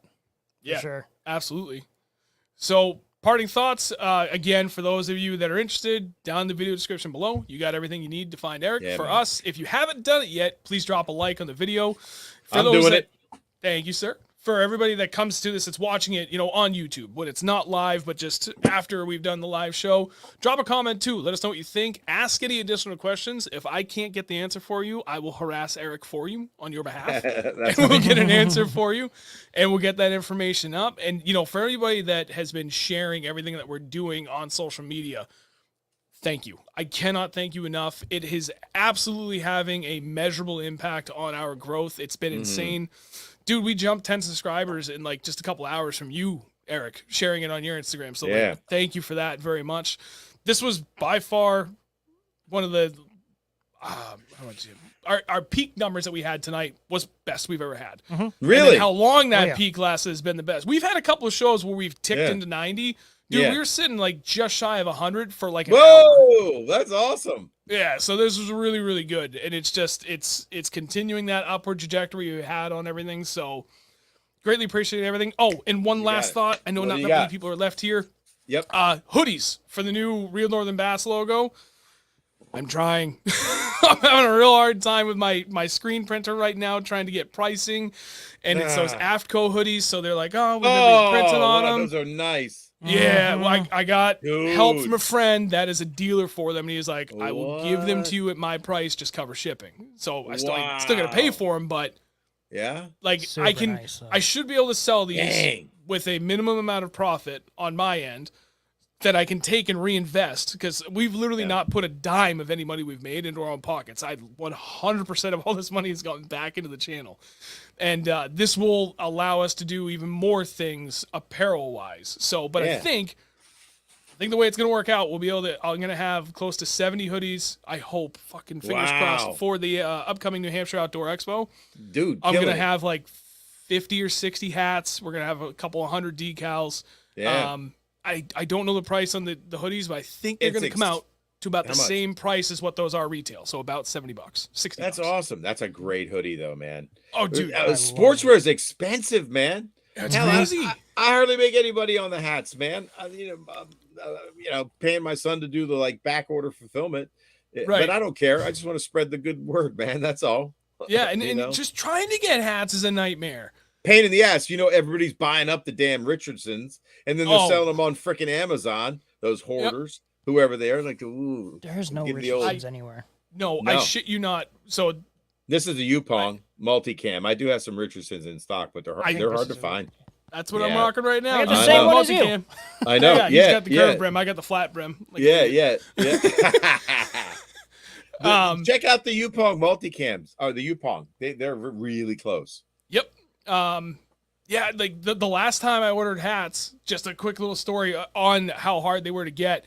It was like over the course of 5 days, because I had a lot of shit going on at work, and I forget what the hell I was trying to do for the channel, but I was like really just struggling to keep up with trying to get the hat order going. And they emailed me like, we'll say on a Monday, they're like, okay, so this is what you wanted. We have 4 of the 6 hat variations you want. The other 2, not even close. And then the next day they emailed me, hey, guess what? Like there are hundreds of that. One of those 2 hats just came in stock, so let us know, order them. And then Wednesday, all those hats are gone. Sorry, you missed it. It's like, what the? All right, crazy man.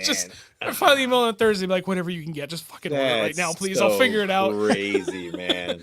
It's nuts, and it's funny because there's it's hardworking motherfuckers is a podcast I love. That's because so of that, funny. like that's the whole backbone of what they do, like just being good people. That support everybody and like just positive vibes, the whole 9 yards. And they're like bodybuilders. I have nothing to do with bodybuilding, but I like their message. Absolutely. like literally the day before I got all these emails about the hat stock thing, I was listening Yeah. to theirs and they were saying the same thing. It's like, dude, you cannot get a just plain black hat anywhere, period. I'm like, It's crazy. listen to this on Sunday. I'm like, motherfucker, Son that's of a one of the bitch. hats I needed. Dang. Anyway. That's just nuts. It's crazy. It's crazy. All right. We've eaten up enough of your time. Eric, again, thank you very much. You buddy. got it, We man. appreciate Enjoyed it very Hopefully- much, man. Thank you, Yep. everybody. Good. And the comments were fantastic, man. Thanks everybody for showing up and asking great questions, and a lot of great information exchange on the chat too, man. So if you Oh, yeah. you know if you Oh, didn't watch it absolutely. live, man, go watch the replay because there's a lot of knowledge in the chat always, man. There's some studs out there for sure. Yep. All right, Andrew, do your thing. Sign it off. Actually, we can tell them what next week's show is because we have it planned out. I can't read Nice. that far. Oh God, you are fucking blind. It's Jake and David we're talking canoes, like not canoes, yaks, literally everything kayaks. Kayaks. Ooh, Everything cool. kayaks next week with Jake Angelus and David Fisek, David Fisek. who are both Nice. on the new canoe team, Mhm. and they're Cool. fucking hammers. Yeah, their kayaks are loaded Damn. loaded with stuff. That's what I'm talking about. Live scope on yaks. It's great. Yeah, ridiculous. Good stuff, man. Outstanding. Yeah. Go ahead. Anyways, next Wednesday, you better be there. 8 o'clock. That's right. Until next time. Till next time. Thanks. Wednesday at 8 o'clock. He knows I struggle with this shit. He's got your back. That's Thanks. right. We'll see you on the live stream. Yeah. Next Wednesday at 8 o'clock. Every Wednesday at 8 o'clock Eastern That's time. very cool. At 603 Bass. Right on, Actually. man. Yeah. 603 yeah, Bass. okay. At 603 Bass That's on right. YouTube. That's A right. few Be more there. days. All right.